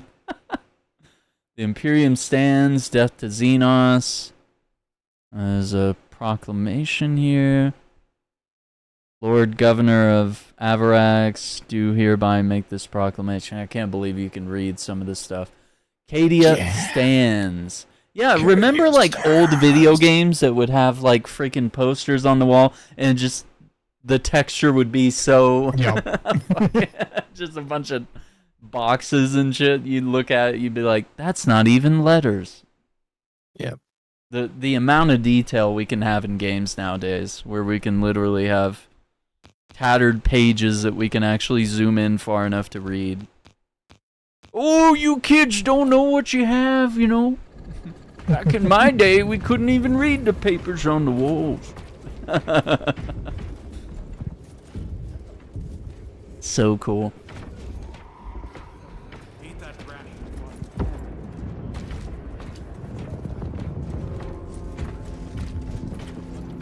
Got a little tent here.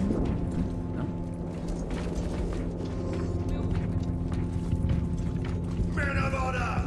Do we fear the vile Xenos that hammer at our door? No, sir! Damn right!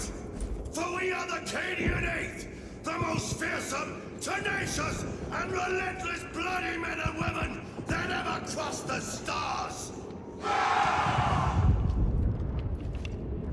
That's so cool. Our home lies scattered across the stars, but do we relent? The tank that he is standing on top, that is a Bane Blade. That's sick.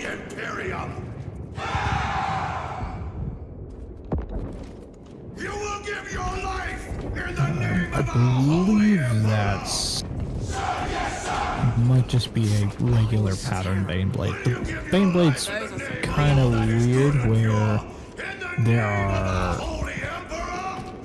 the overall main tank is roughly the same, but then depending on what guns are mounted on top of it, the name of it changes. Oh, okay. So like the main version of it is the Bane Blade, but then there's also the Shadow Sword, the Doom Hammer, so on and so forth. Okay. Dude, that speech is actually pretty on point. That's really well done. Cool. It's pretty cool. God. I actually saw a TikTok on this scene, and they said you have to play this with the German localization. yeah, I've seen that one too. Where it's like, oh no. I'm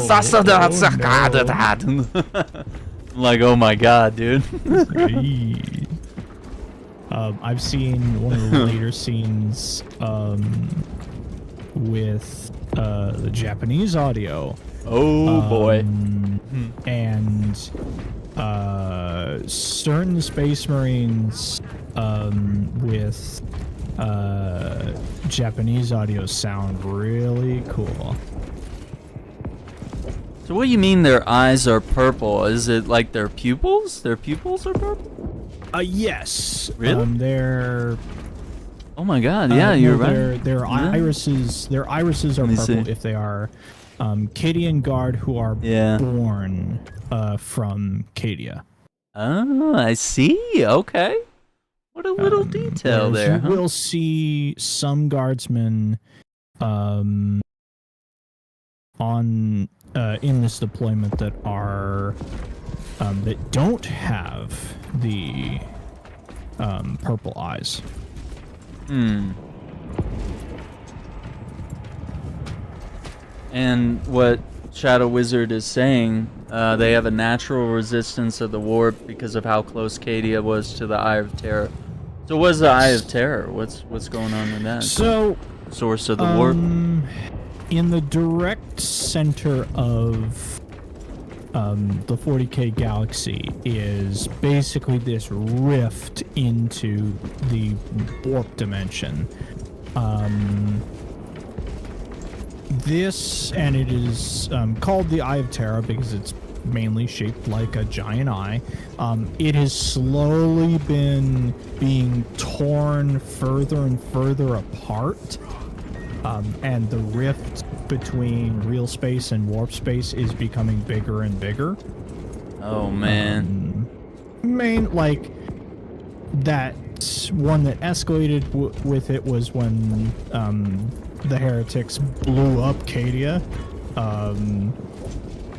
That helped make the rift even bigger. Oh, that's not There's good. been multiple actions, and the thing is, the rift runs basically a diagonal slash down the middle of the main galaxy. So it's this weird conflicts of events of like, oh, okay, how the fuck do we get around this thing? Make everyone dizzy now. Looking at the big bell. Yeah, I gotta look at that. That's... And of course it has skulls on it, because why wouldn't it? Why not? Oh, I can't get the vertical picture I wanted. Okay. That's crazy. Okay. So this... And you were saying that, like, the chaos isn't well known to, like... The general populace, yeah. So Cadians would know about it, though? Because, I mean, they're so will close. Know about it because, like... It's so nearby, right? They experienced it firsthand, their planet was attacked by it, and so on and so forth. Ah, okay. And also, we did get to admire some of these shells in Darktide, and how massive they were. And I'm just like kicking them around with my boot, and you can just hear as they like fall down the stairs, they just clunk, clunk. It's insane. Oh, they got some banners here. All right, listen up, soldiers.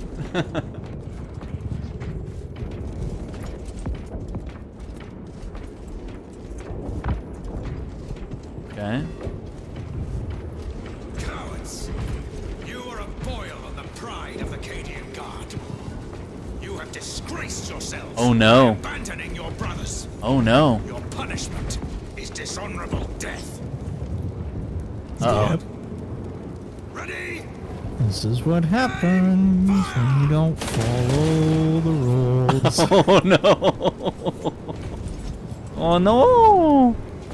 Look at this M. Bison looking dude. Yeah, it's a commissar. That's cool. Oh, we got some more boys lined up over here. Blessed Emperor, Oh no. Oh, I beg they of you that you forgive my cowardice. forgive my cowardice. Yeah, I don't think that's gonna happen, Chief. You get one chance to not be a coward.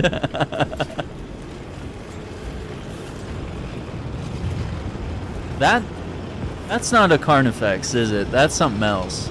No, That's being that's burned. one of the pods that drops from space and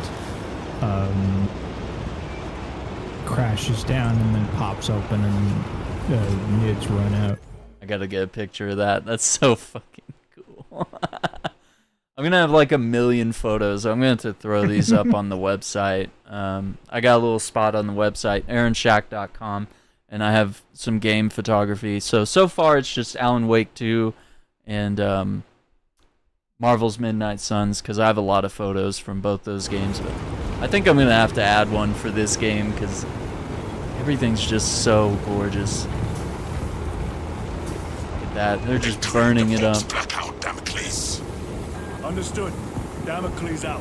So do they have to burn it up so that it won't keep birthing Tyranids or something? Is there like a reason that they're doing this, or is it just to get rid of it? So it's a couple reasons. Number one, to get rid of it. Number two, it is a biological construct and still kind of lives, so there's the potential that it could try and take a swing at a Marine. Right. And three, you've kind of experienced it with the gameplay, and especially this mission focuses in on it. The way that the Tyranids work is that they're a hive mind, where information and stuff, like what's going on, is passed between all of them in a synaptic link. So, since it is a biological organism that is technically alive, it could send information to back to the main hive fleet about like, hey, there's stuff going on here. So you would want to burn it up and make sure it's like fully dead so it can't communicate. That's insane, man. The main reason is just to get rid of it is the main thing. Wow. The rift running down the center of the galaxy is called the Cicatrix Maledictum. Cicatrix Maledictum. Oh my god. Cicatrix Maledictum. It is the Maledictum. most over-top name ever. That's ridiculous. Why are you guys naming stuff like that? And it's completely different from the Eye of Terror, which is on the galactic edge. Interesting. Eye of Terror is a massive gate into the warp caused by the birth of the chaos god Slaanesh. The centuries of excess from the Eldar. Are you saying the Eldar were like Sodom and Gomorrah here? Oh yes. Is that basically? No. That's exactly what happened. No. And that's how they literally birthed a chaos god into existence because of their ways. Oh, we're so lucky. We got a nice little Christian god. we don't have one that gives you a fucking chaos god for being bad. Holy shit. That's insane. Oh, yikes. Chiron, if we encounter Chaos forces, You need not concern yourself with me, Lieutenant. disappear like that again, and you'll be facing the Master of the Watch. I understand. Sir, why did you not tell us of your penance earlier? It was not your business. And now it is. You have made it so. Through suspicion and intrigue. Yep, you're damn right. Okay, so what did he say to Chiron here? He said about reporting you to the Watch. Would that be to the chaplain or somebody else, or? I'm not entirely sure. Oh, look at this statue! Holy shit!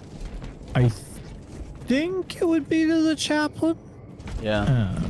But that's just kind of a rough guess, I think. Because you would have to do like some sort of penance, so it would make sense to go to someone that's like a chaplain or like a priest, essentially. Or by the Watch, he means the actual proper Death Watch. Oh shit! Okay. Yeah, just over splitting off from the team and the multi-melt is here. I think we gotta grab that. A fine gift from the Forge. Well, the nice thing about the heavy Oh, weapons yeah. is you just take them with you. They don't take up a Yeah, slot. that's right. Open Okay. the gates. They're jammed, my So lord. you use your Look at the way he boost walks. for 20 charges and then dump it. He's got to spread those legs and walk. That's crazy. Oh yeah, guys, let me get that gate for you. I know there's 4 of you. You know, just trying your best here. Guys, help! They're trying. Really They're trying. really trying, dude, with everything. Oh, dude, just one space. Oh, come on. Yeah, that's how the real men do it. Seal the gates behind us. Yes, my lord. Close the gates. The relay is ahead. Oh yeah, this does not look good. Oh shit. Oh my god, look how many of them there. Get out of the way, boys. Oh my god. This courtyard that you're in, I think, is supposed to be kind of a reference to that courtyard that you see in the very first trailer. Wow. I also like that he still holds the gun, even as I'm doing like melee attacks. He's like, no, I can't put the gun down. Like I'm using it as a melee weapon now. Oh, wait. Oh, I wanted to see. Maybe I'll get a chance here. Oh, with the finisher attack when you're doing it is like... Yeah. Oh no. Yes, I still ripped off the horn.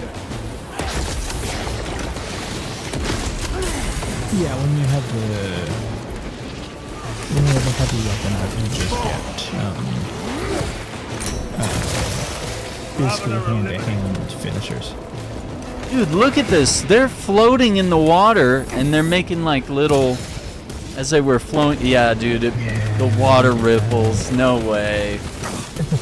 I also like that he's like carrying the gun by the handle, like one-handed. That's pretty cool. Like a little briefcase, you know?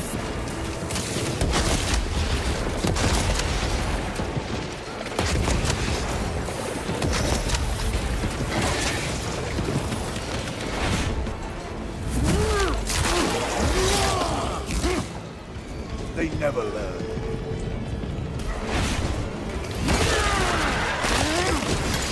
That never gets old. I love seeing him rip that off and stab him with it. The spores collapse the bridge. There's no way So through. cool. I may have an alternate route. Proceed. Transmitting to your specs now. We'll need to clear this debris. Nah, this is photo worthy, man. Like, why did they? Why so much detail, guys? You guys don't want to put that energy somewhere else? Like, why does every building have to look like the greatest church I've ever seen? Oh, and then you get the scale, like, you get a chunk of what the Hive City looks like in the background. Damn. No, this is epic right here. That's pretty cool. Look at this guy. Yeah, this is an incredible environment. They did a really good job with this area. Ah, we can't get more. I got one shot on the multi-melta.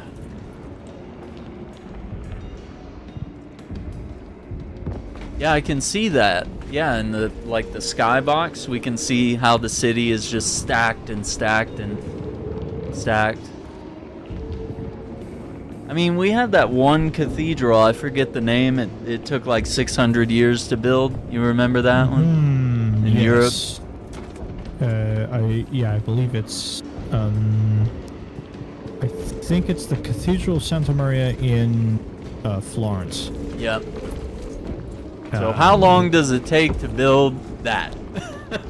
Goodness, who knows? And it's also the thing about 40K is the time scale is all wonky, where like, say, Titus is 400 years old, or like he has had 400 years of service, and then I don't know how many years of life before that. Yeah, life or training before that. The path is clear. It's insane. Oh, There's the bell again. Oh no! You knocked the bell down. Indians will make short work. I knew you were like, oh, there's the bell again. Bong. That was my favorite bell, gamers. I really like that bell. Oh, they're all dead now. I'm gonna kill every Tyranid I see, you know? Not just because I have to, okay? I want to. Oh, look at him. Look at him coming down the stairs.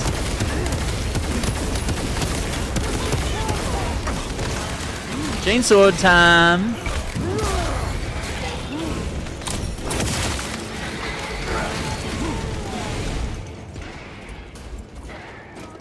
Hell yeah, brother. That's pretty cool. Oh, man. Oh, okay, so this makes sense about the Eldar. They became a utopian society because everyone was bored. They focused heavily on art and pleasures to the point where they had to go extremely into it to get further highs. Yeah, so naturally they're like...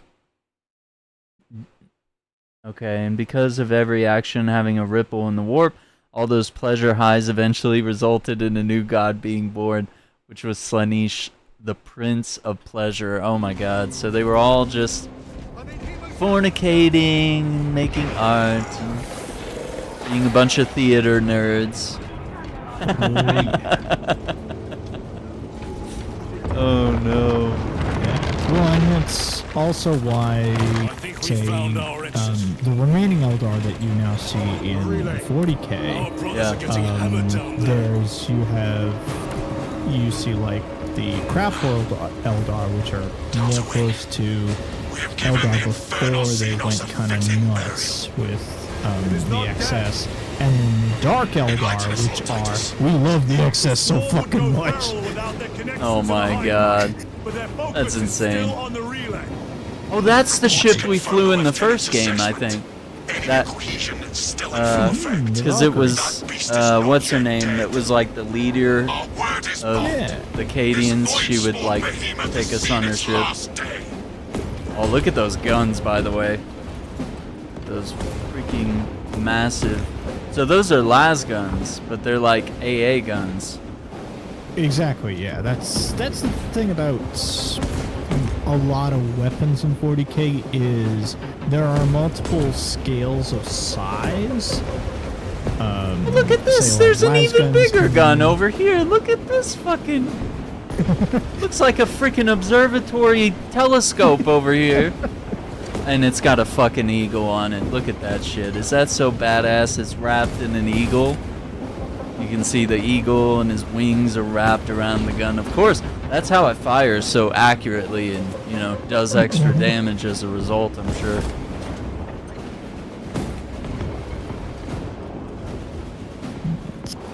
You think these guys are better equipped than the Gears of War?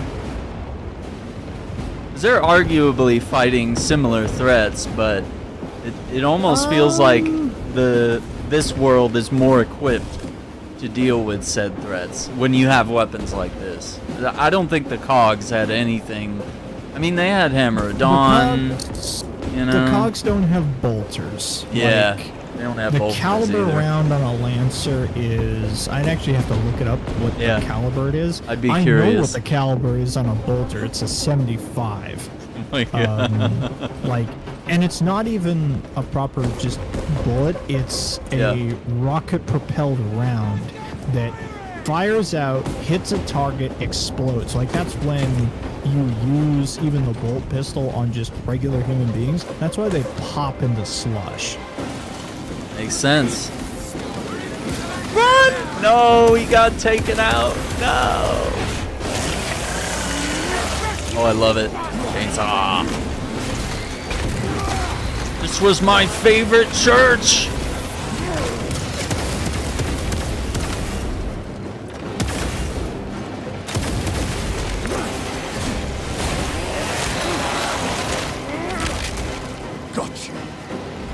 pushed him into the altar.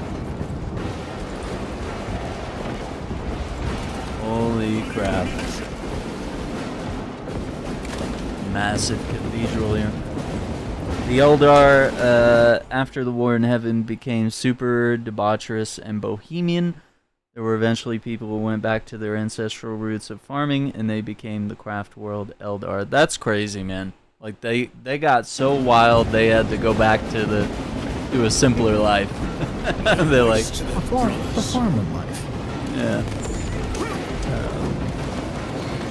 Yeah, craft world are really interesting. Mainly, I just like them for like their craft world ships, which they're like flying continents, basically.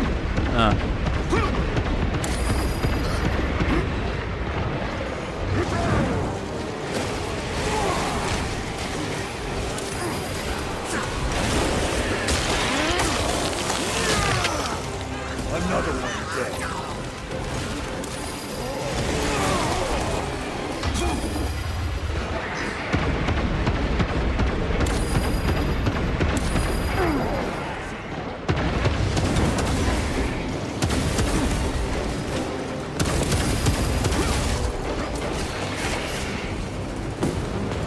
Little turd.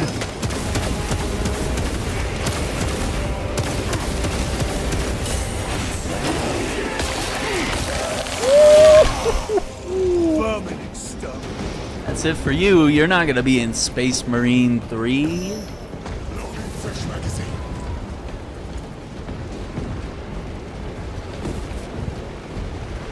I don't know, man. I don't think they could have picked a better dev for this game. Like, the fact that they went with the World War Z devs that developed games with so many hordes of zombies. Like, it's just so perfect for this game. The technology that they, you know, pioneered for that. It was already there, yeah. Yeah. Like, no need to... It was not a thing of handing it to a studio that didn't have that technology, so they'd have to build like that sort of coding or engine to do it. Mm-hmm. It's like, okay, we already have it, let's just retrofit it to a new thing. Chains have physics. Love it.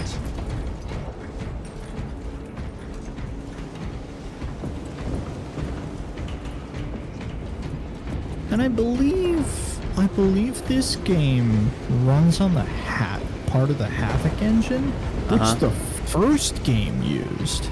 That's pretty wild, yeah. Havoc's so been like, around a they long just time. kept consistent with it.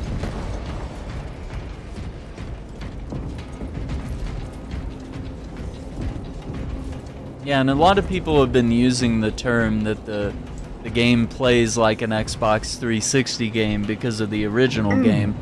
And it's meant more as a compliment than like a diss, you know? It's like Xbox 360 game that was like really good. It may be linear and, you know, it may have this, you know, straightforward progression of everything, and it's obviously got things like horde modes and operations and all these things that are coming to the game that feel like a 360 game. It feels like what we played in Gears of War and other games, and I don't know, it's actually a nice compliment. Most of the time people are dissing games, they'll be like, oh my god, it looks like PS1 graphics, you know, it's like meant to be a diss, but here it's a compliment because most games are so bloated and, you know, lack the detail and the TLC that this game has. Mm-hmm. Yeah, it was something that the leader of Saber said about both this game and Wukong, where it's just like, hey, can we have more games that are just like made by people who really want to make games and just like focus on making games fun? Yeah. Like not try and do too many complicated things with your game, but just focus on just make a fun game that is a good experience. Doesn't have to be overly complicated or a live service. Really like, yeah, involved level of stuff that's going on and time commitment, or even like that complicated of a story or scenario. It just has to be fun to play. Yeah, bare bones, you know. Get back to the basics of what made games so good, and you know, if we're paying money for this stuff, you know, we expect it to be a complete product that, you know, works on day one. And granted, this game's gonna get more stuff over time, and I hope it gets even more than what's scheduled, you know. I think that'd be really cool. I think it would be a real wise decision where, like, hey, you made a great campaign, you don't need to add to the campaign at all, but you've built yourself a great foundational block with operations and PvP that you can just keep adding to it. I agree. Yo, I appreciate you, Shadow Wizard. Have a good night, man, and I hope to see you around, man. I appreciate all your insights on the Warhammer stuff. I'm gonna tap into one of the books. Andrew has a, you know, an audio book that I should tap into first, and so I'll get into that, and we'll dive deeper from there. And I have no shortage of Warhammer games to play. I do have that Rogue Trader to tap. I need to get further into it, but I knew it was so much. Just from the very little I played, I was like, this is very intimidating, but I love it. But it's also so much lore and learning the game mechanics and all that. Declare evidence. Crates found in Sector 55 Potential of the heresy. Upper Hive contain 12 volumes of dubiously heretical works. Also recovered. 14 Cantrail-type las rifles. 8 las pistols, various designs. The serial numbers are filed off. Heretical symbols are applied to the surface of the weapons. I am enclosing picts supporting the evidence. Evidence to be destroyed in accordance with invasion protocols. I thought Traces so. of the cult indicate that it has long since taken root in the hive. The mere thought that he has reached the highest levels turns my stomach. These officials, bureaucrats, and politicians are so mired in their intrigues that they warmed and nurtured the roots of heresy within their walls. Well, the fire of retribution is already consuming them. The punishment of the Emperor is inevitable. End of record. Wow.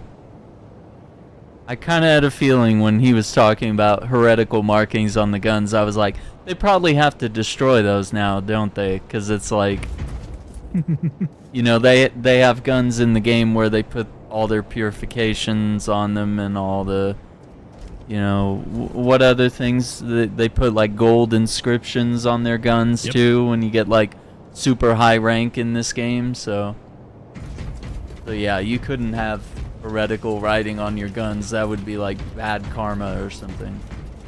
On top of, you know, just being a traitor or something. Interesting. What's up, Maybelline? How you doing? Welcome. Doing a late night here, but I'm loving this game. Oh, we got some incense here? Is that what that is? What is that?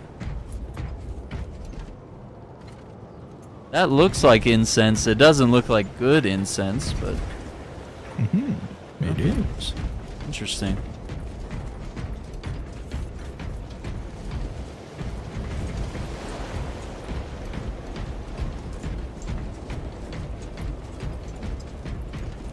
Oh boy. A lot of dead bugs in here. Restocking.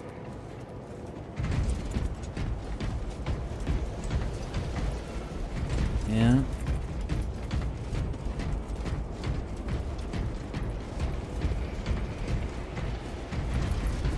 As fusel.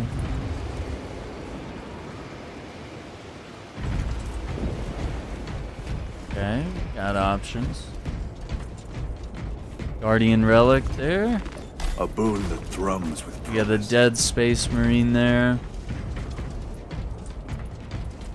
Crack grenade, melt a bomb. Well, let's take a melt a bomb. I still haven't I keep forgetting it's not. It's such a clunky thing. You kind of just drop it. It's not really. Yeah, it's a you don't really toss throw on it. the ground and then trigger. Mm-hmm. Yeah, I wanna see what that does because we know what melt-a-guns do. This is such a. Can't believe this. They made a melt-a-bomb. Open the door.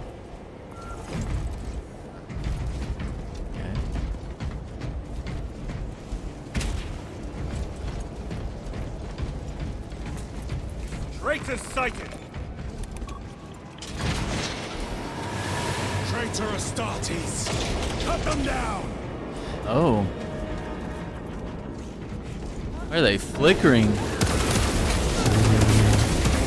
They're flickering because they're kind of warping in and out of reality. Oh wow. Their champion lies defeated. You will kind of see some of them later that have the ability to kind of, like, literally teleport around the environment. Look at that. I never noticed that. These little sigils are floating in the air out of the warp. Yep. That's so crazy, dude. What? The detail, it's so unnecessary. No one's admiring this but us, you know? It's like, come on. Look at that. You can just see all these little characters and stuff coming out of it. Let me get a picture of this. That's actually... Oh my gosh, we can actually see the characters. That is crazy.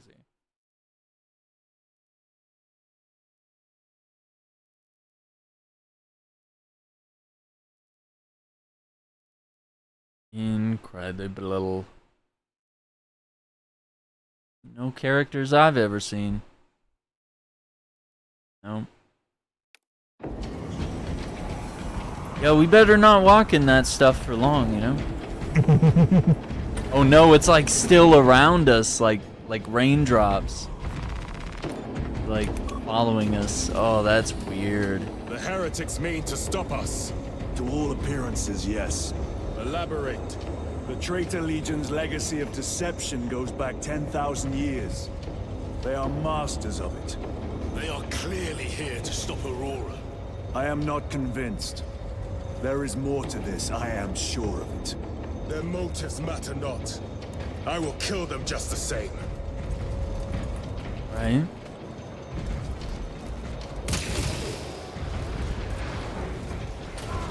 Wait, they're warring with the Tyranids? Really? Yes. Well, because here's the thing. The Tyranids they don't really understand the concept of what chaos is. They just see food and they want food. Okay. Even though, like, I don't think,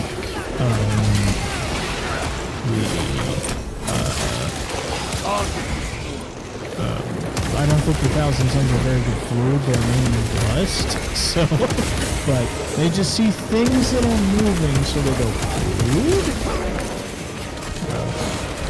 They are the most, animalistic faction in 40K, where they are space bugs that want food. Wow. That's about it. They're like higher level leaders have more intelligence and such, but general Tyranids are they're focused on food. That's what I did. I was actually worried they might be in league with each other, but that's actually good to know that they're just dumb bugs that just want to kill shit and eat their food. But there's nothing to eat in the chaos. It's just a pile of armor. They're not even getting any sustenance. Exactly, yeah. Except for the humanoid form of those guys. I imagine they can try and eat the Zangors or maybe the chaos corrupted guardsmen, but no, yeah, they're not getting really a meal out of the Thousand Suns Marines. Here's one of those cannons up close. Mm-hmm. That's insane. There's a war. Okay. Heresy and corruption. The Tyranid seek to consume that as well. If they kill each other, all the better. Is there a possibility the Tyranids could be corrupted and then they become like chaos demons of some sort? Since they're in proximity of all this crap? I have to check. I think they can't because... Oh yeah, look at those. Those are the Terminators. Oh, hang on. Terminators. Cute. Yeah, these guys are big. Okay. Enemy Terminator destroyed.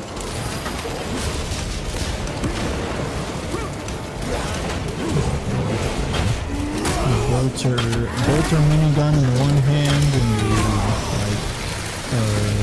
the power sword Kofesh in the other. Wow. I was picking up on some of the Egyptian imagery in their armor. That's pretty cool. I dig that influence. That's pretty cool. Yeah, that's pretty cool. I don't think the Nids can be corrupted by chaos because one of the main core points of the Nids is that they kind of have this weird effect on the warp where they technically humanity has like proper souls and stuff, like every human has a soul, that sort of thing. Yeah. I think the Tyranids are weird, but they don't really have souls, so they can't be really, if you have a soul you can be corrupted, but yeah, if you don't, there's nothing really for chaos to latch onto. Interesting. Well, maybe that's a blessing as well. Because you don't want to fight like warped out Tyranids. Exactly. Chaos infested Tyranids. Like, it's just like, we just give up. That's a step too far. Oh, here we go.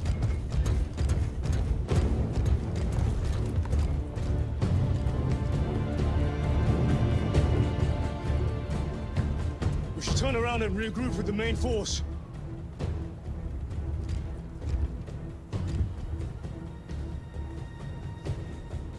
Titus to Resilient. Requesting Gamma Pat and Hammerfall bunker on my location immediately. You mean to jump? Request confirmed. Stand by. There's our entry. That's quite a shot. Damocles to Talassa.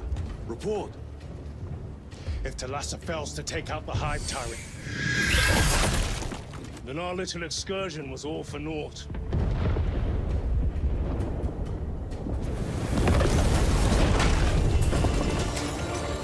Oh my god.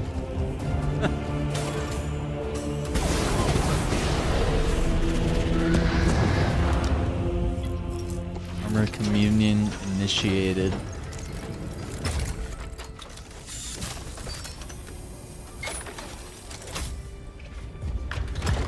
We should have remained with the main force. Why toil in obscurity when there's glory center stage? Hey, Sergeant? Our brothers are dying while we sneak around in the shadows. If we fail to send this message, we face a massacre.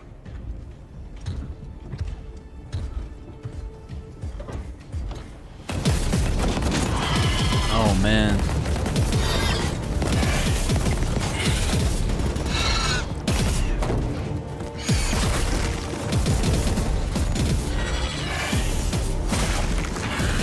You say there will be a massacre. How do you know that? Why else would the traitors be trying so hard to stop us? Our lieutenant said it himself. There's deception at work. You got something to say, Sergeant?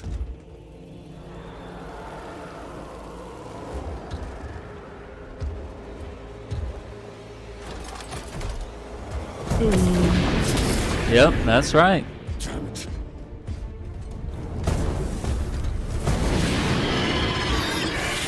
Oh no.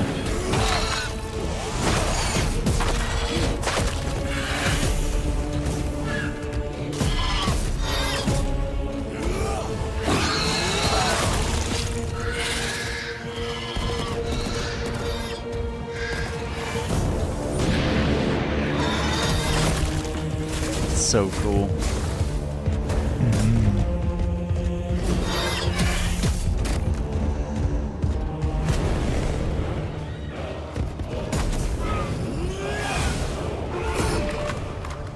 Oh no.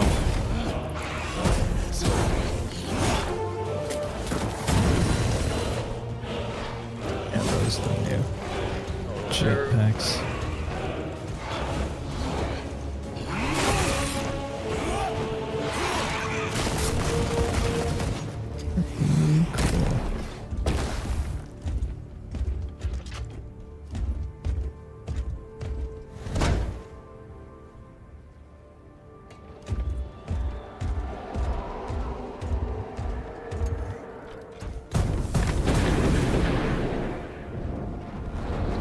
Wow.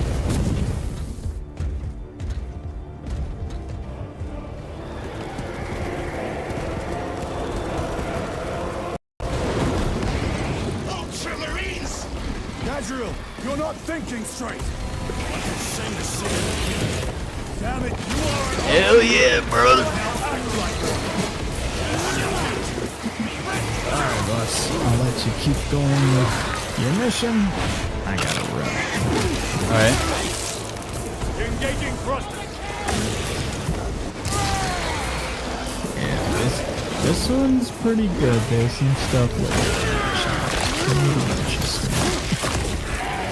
So cool. You shall see. Alright, catch you later, boss. Alright, man. Take care. Have a good night. Safe.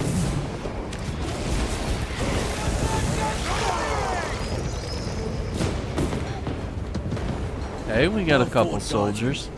Form a defensive line at that breach. Yes, Marine. Look at the little tiny door they came out of. That's so cute. So cute. Okay. Gamers, that's Acting Relic. You can click on his name in the title. Oh no. You can click on his name in the title. Follow him on Twitch. He's also on YouTube as well. Definitely check out his channel. Yeah, let's see if we can wrap up this mission for the night. And then it's kind of late for me. I'm usually not up this late, but I'm intrigued, and we're deep in this mission, and I'm really loving this game, honestly. All the lore that comes with it. So if you're enjoying it, definitely hit that like button, subscribe to the channel.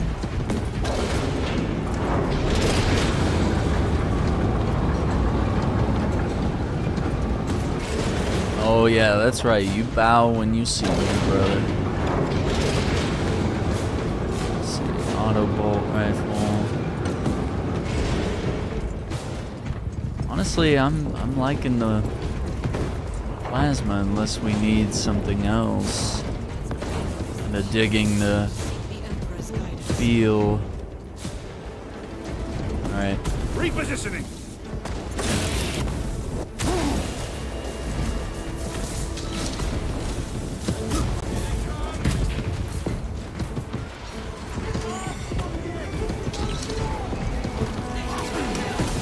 Space Marines!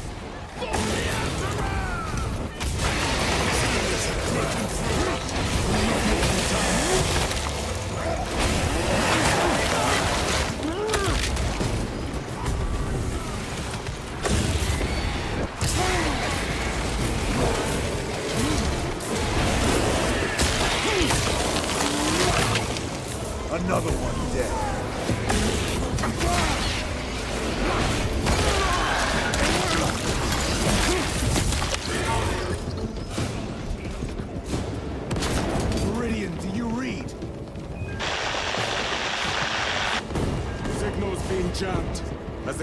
expected. Thalassa, report. The vile Xenos slicks. Thalassa, you cut out. Repeat. Thalassa! So of our 3 objectives, none have been achieved. No going back now. That's for sure. We definitely cannot go back. Just look at that epic battle scene there, though. I mean, we can't really ignore that.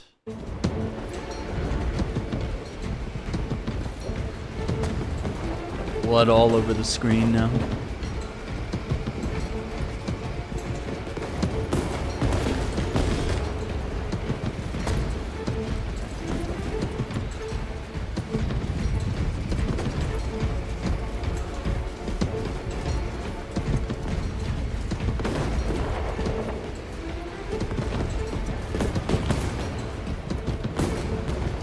Redeploying!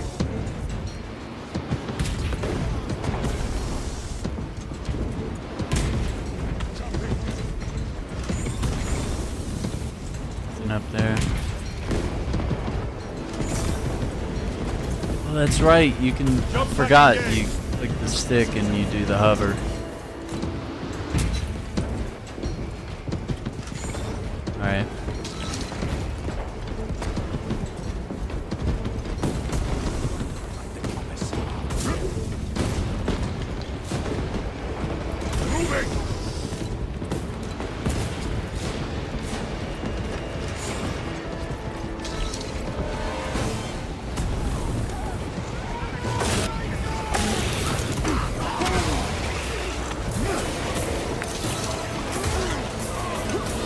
No, I was about to parry. I was too slow.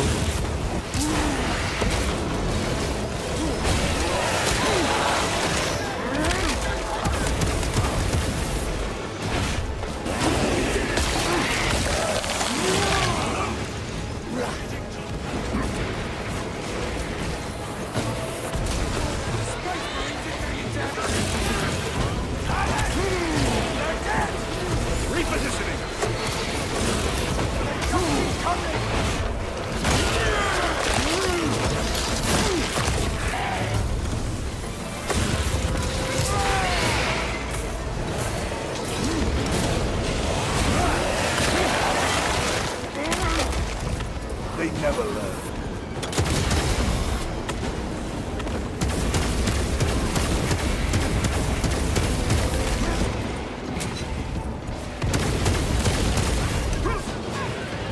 Redeploying!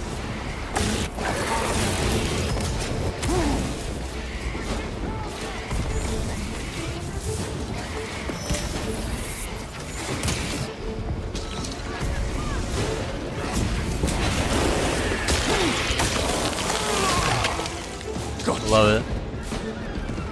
This game's so perfect.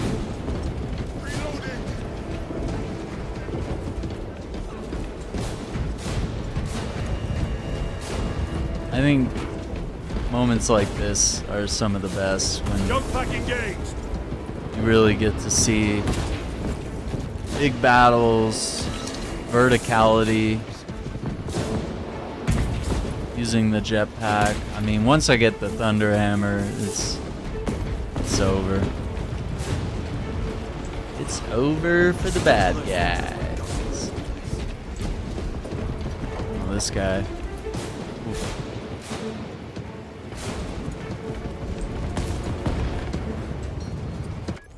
That they are just flying.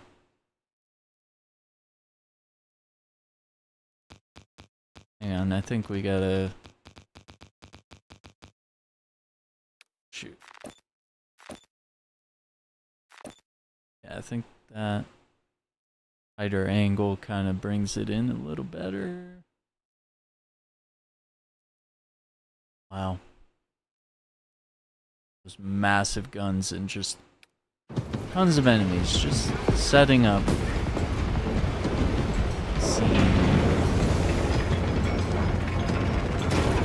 Know how long we've been on this mission.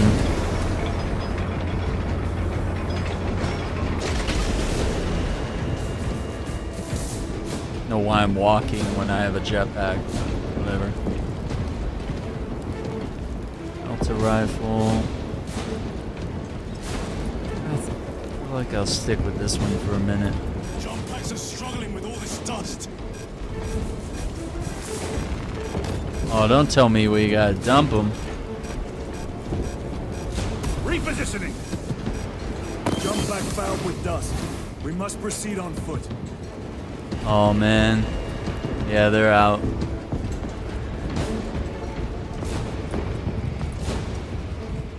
The enemy have breached our lines.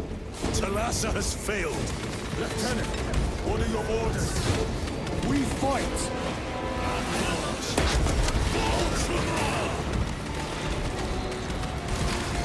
Come on, Talassa.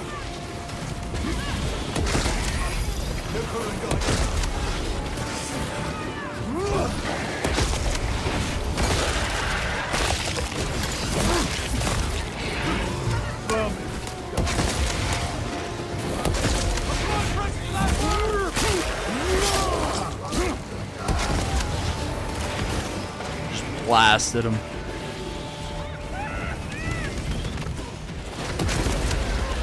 Not today, bud. Not killing any Adians here.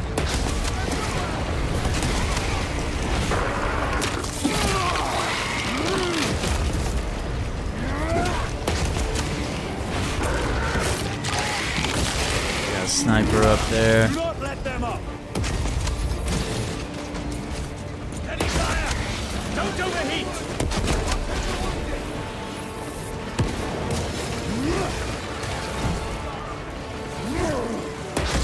I am death, servant of the Emperor, and you will taste my wrath.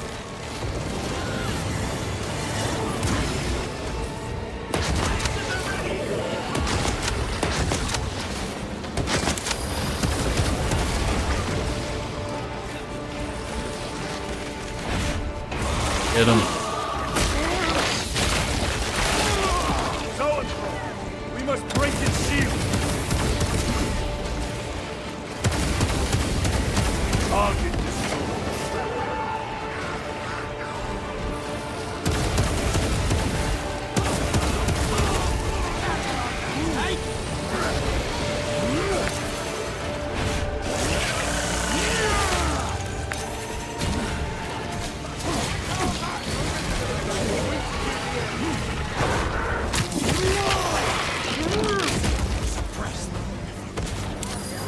Meltable prime.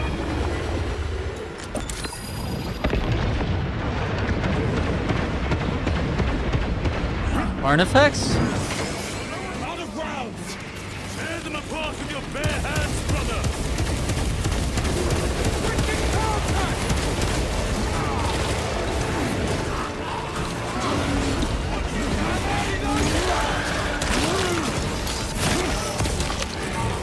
They never learn. Munitions secure. No.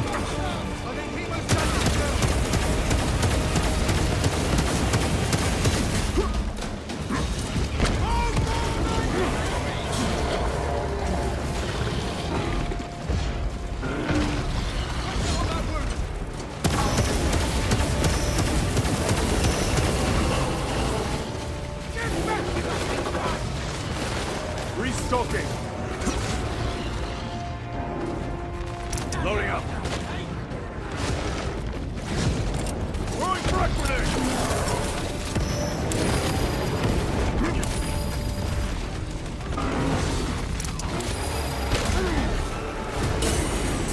Melter bomb active.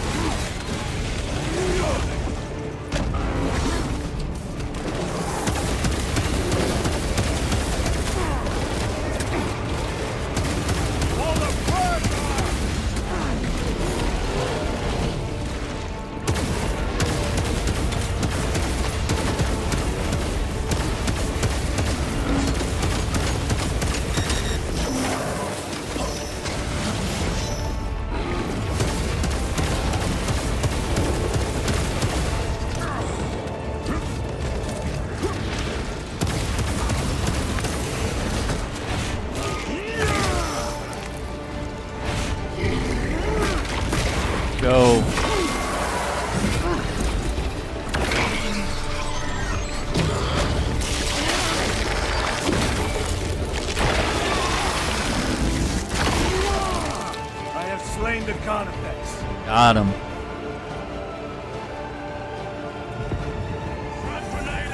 Holy crap. Another one?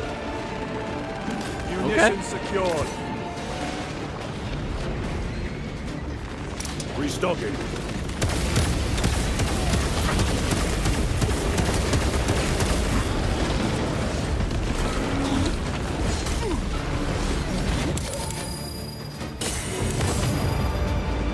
What is this? Talasso. They killed the Hive Tyrant. They are falling. All of them. Oh my The god. Tyrant was controlling these underlings via synaptic link. The turmoil you now see among the enemy can mean only one thing. The Hive Tyrant is dead. Viridian here. If you can hear this, Damocles, we got the bastards. Excellent work, brother. Any contact with Talassa? Talassa to Damocles. The alien contaminates our world no longer. Wow. Lieutenant Titus to relay. Area secure. Open the gates. Yeah, I want to play the operation. I want to see the other side of this mission. Let's go. I gotta know what happens next. That's crazy. I can't believe I didn't grab this gun. Space Marines. What, you want to talk some smack, boys?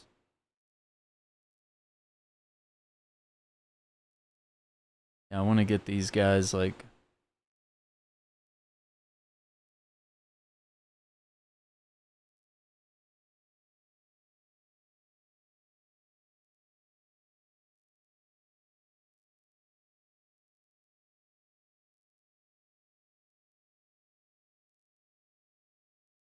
good photos, yeah.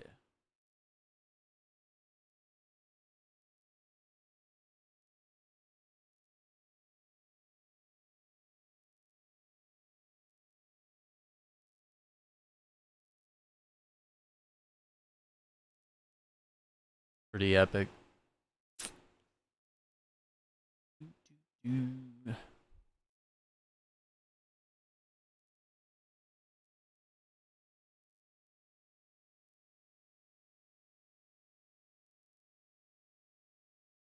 Gotta get. Dude, when I saw another Carnifex and I was like, oh, my health is not good.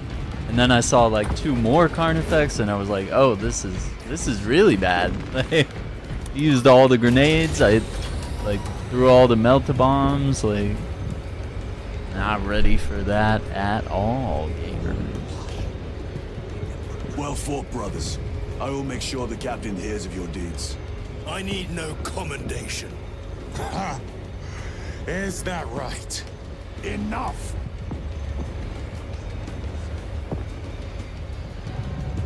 Lieutenant, upon completion of this mission, I request transfer to another squad. Wow. I will pass your request to the captain. What a little baby.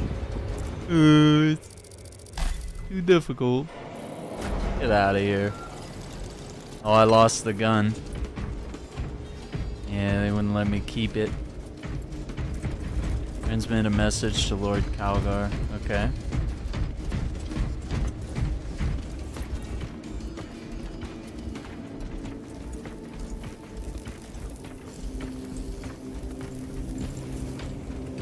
Yeah, burn that up, brother. Oh, look at that walker. Burning it up.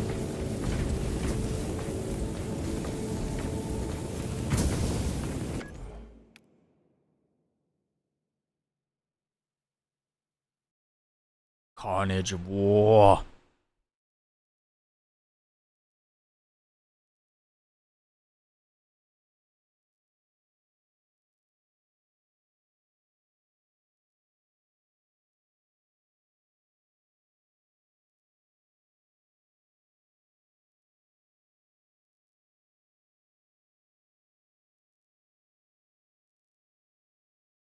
That's super dramatic. I love it.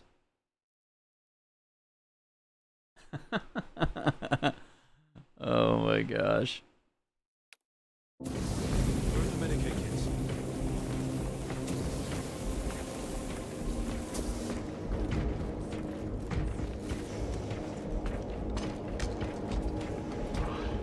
The stench of those things has my guts. Shadows clawing at my messages. Back.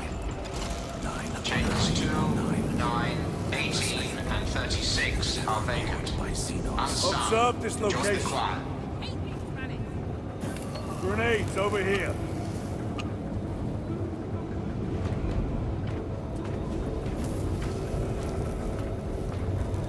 Is this the Xenos doing? The Hive fleets cast a psychic shadow that tears at the minds of psychers. Denying worlds in their path the chance to call for aid. Let us hope we are not too late.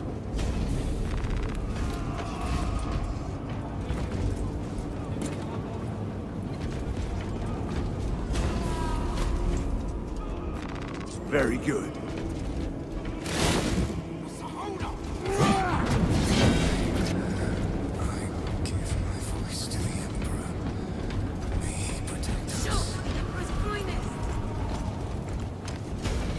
Dude, now it tells me this. It says hold RB to switch between speed and power styles.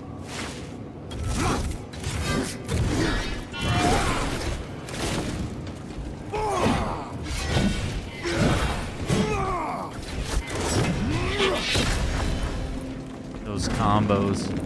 Alright.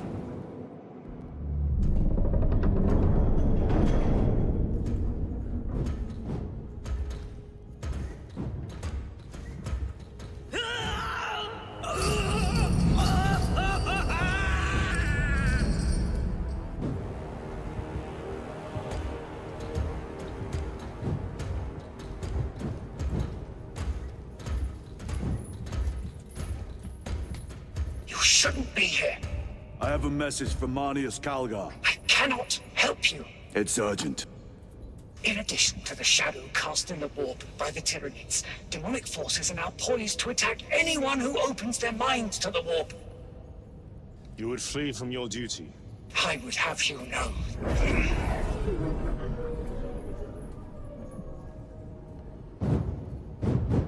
Give me your message. Oh.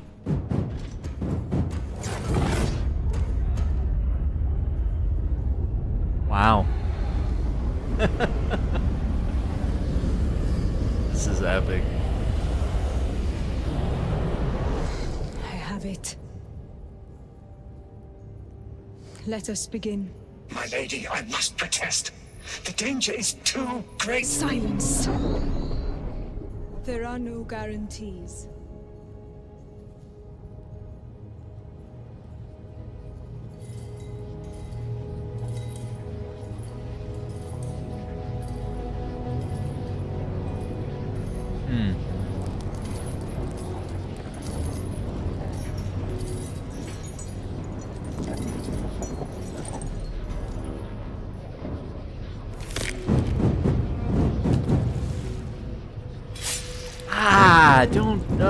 Don't do that. Oh, with a bone?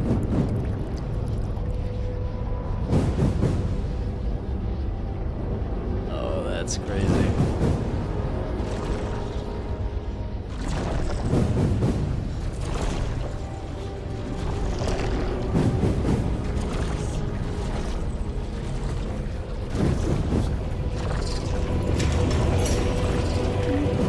Stropathic wire.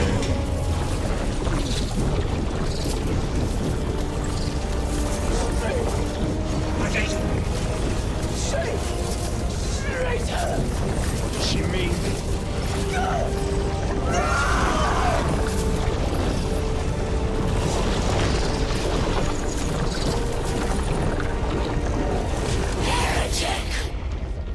What? I do not know. You wish to bring Kolgar here that you may kill him! Heretic! Heretic! You will betray us as you betrayed them on Graya! I didn't? Lies. Arrest him! He means to kill her! Lieutenant! Gadriel. I am no heretic. He seeks the Power Stone for himself. He must be stopped! Kill the heretic! Something's not right here. Kill him!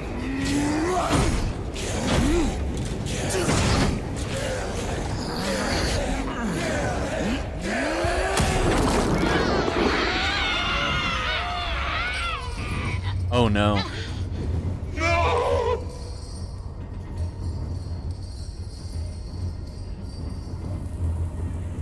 What have you done?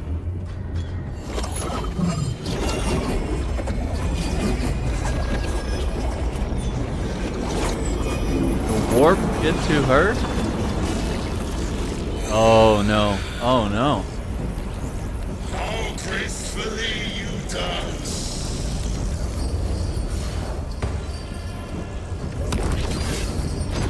Oh my god.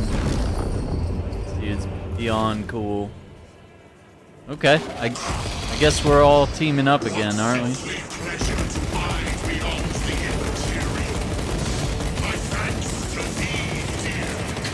The hell are those things? So long have I watched through tattered veil. I assure you it will be brief. Yes.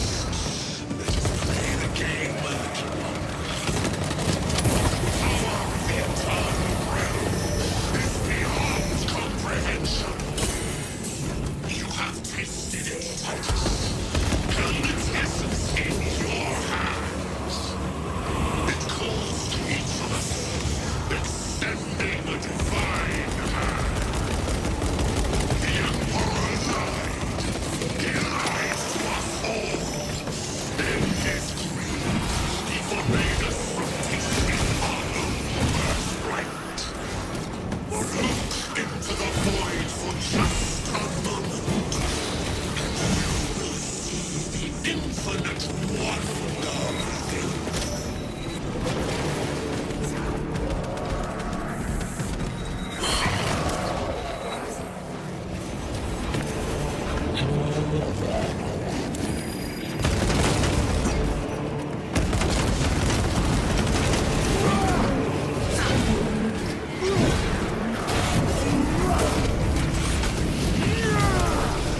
Your worthless life is ended. Deploy frag grenade!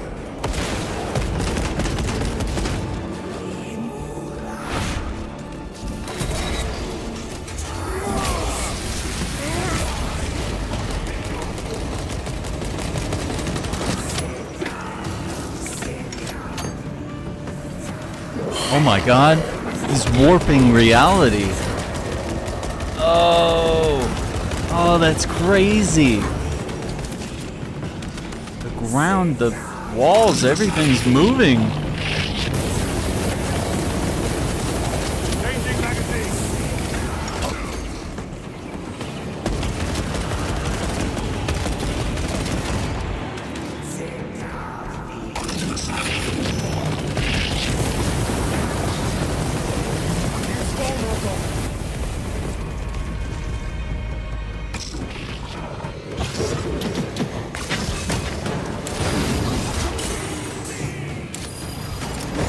These two.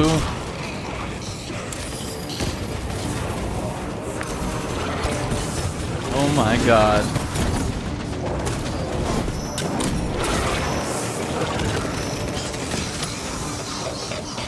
Need heals.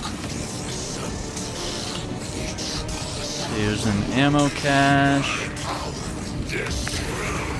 Whoa!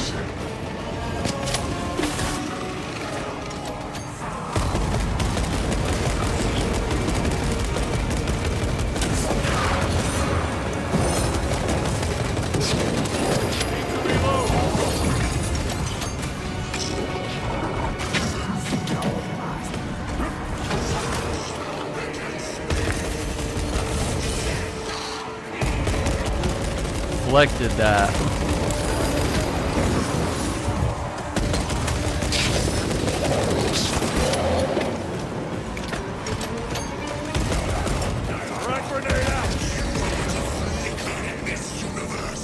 Nah, he ain't falling for that. The same company's now remaking KOTOR?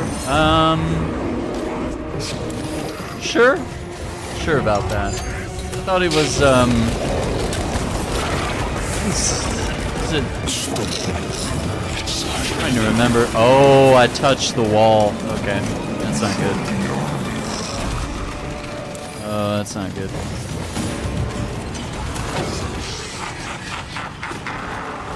I think Aspire gave it a saber, I guess? Yeah, maybe? Yeah, this is pretty dope, though. That KOTOR remake has been in a lot of trouble. It's been in and out of development hell and switching from one studio to another, so I pray it comes to fruition, man, because I don't think we can afford not to have that game.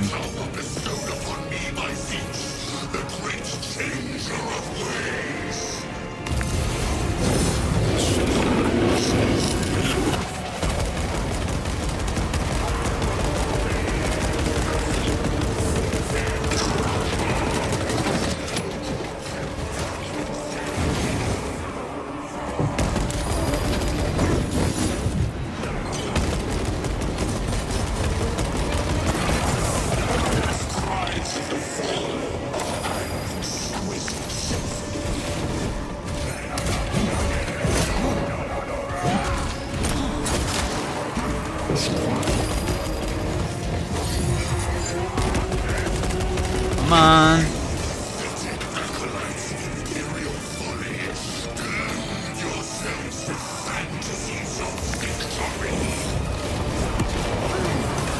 Oh, I barely touched the wall. Oh no.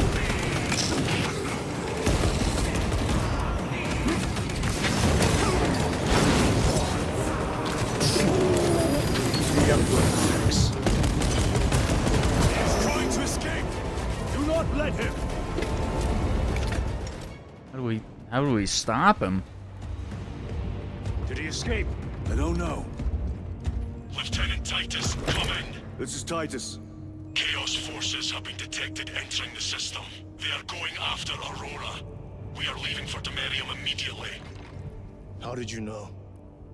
I was a boy on Calf when the Word Bearers attacked. I came to know the mark of chaos. We're returning to the battle barge.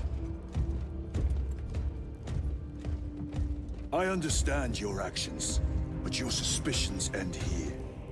Are we clear? Yes, sir. Come on, how could I make it more clear that I'm not not corrupted by chaos, man?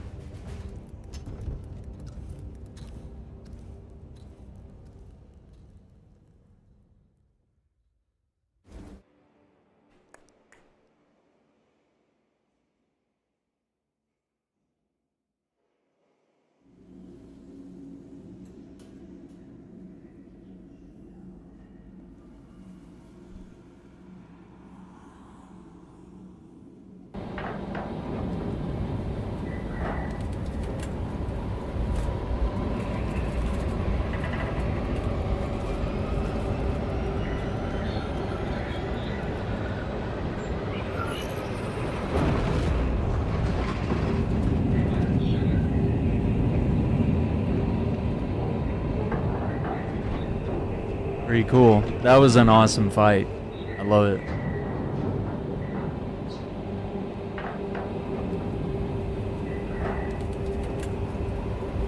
Looting game logic. Enemy revealed.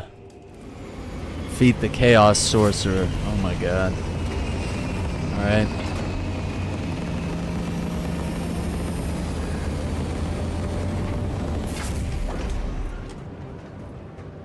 Okay.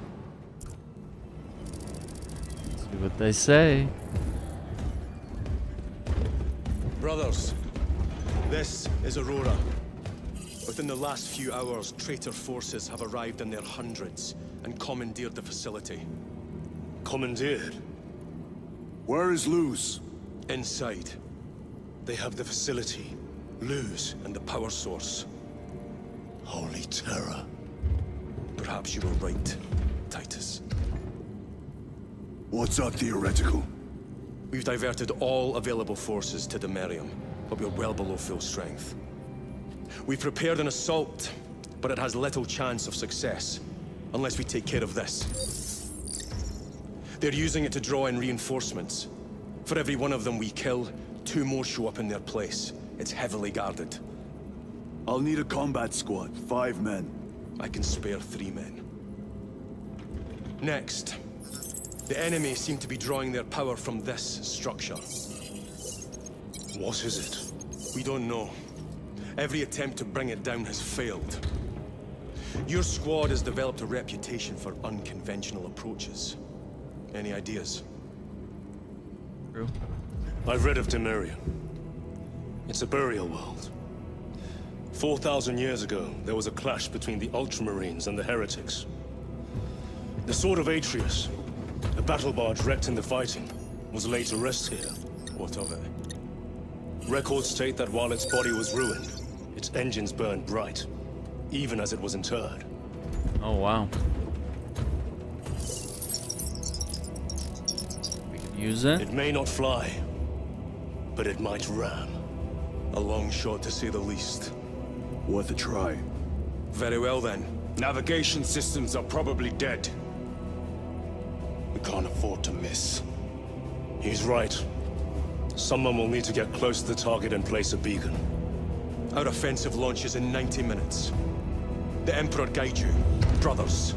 And you, sir. Wow.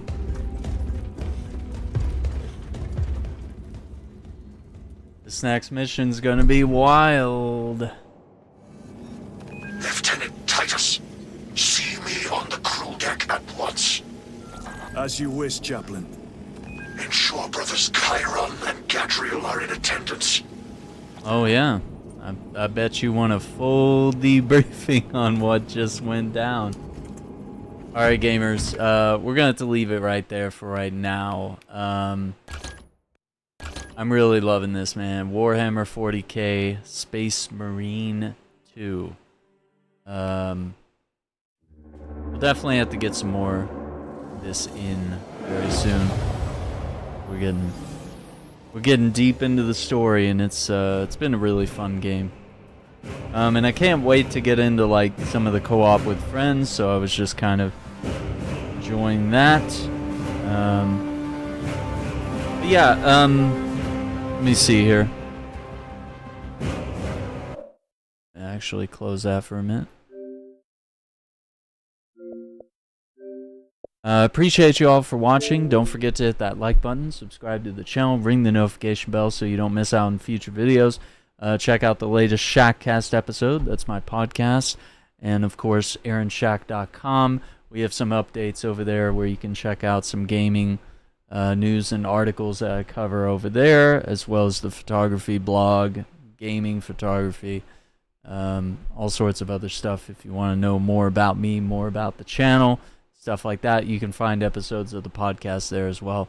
So once again, thank you for watching. Take care. Be safe. Have a good night. We'll see you on the next one. Bye.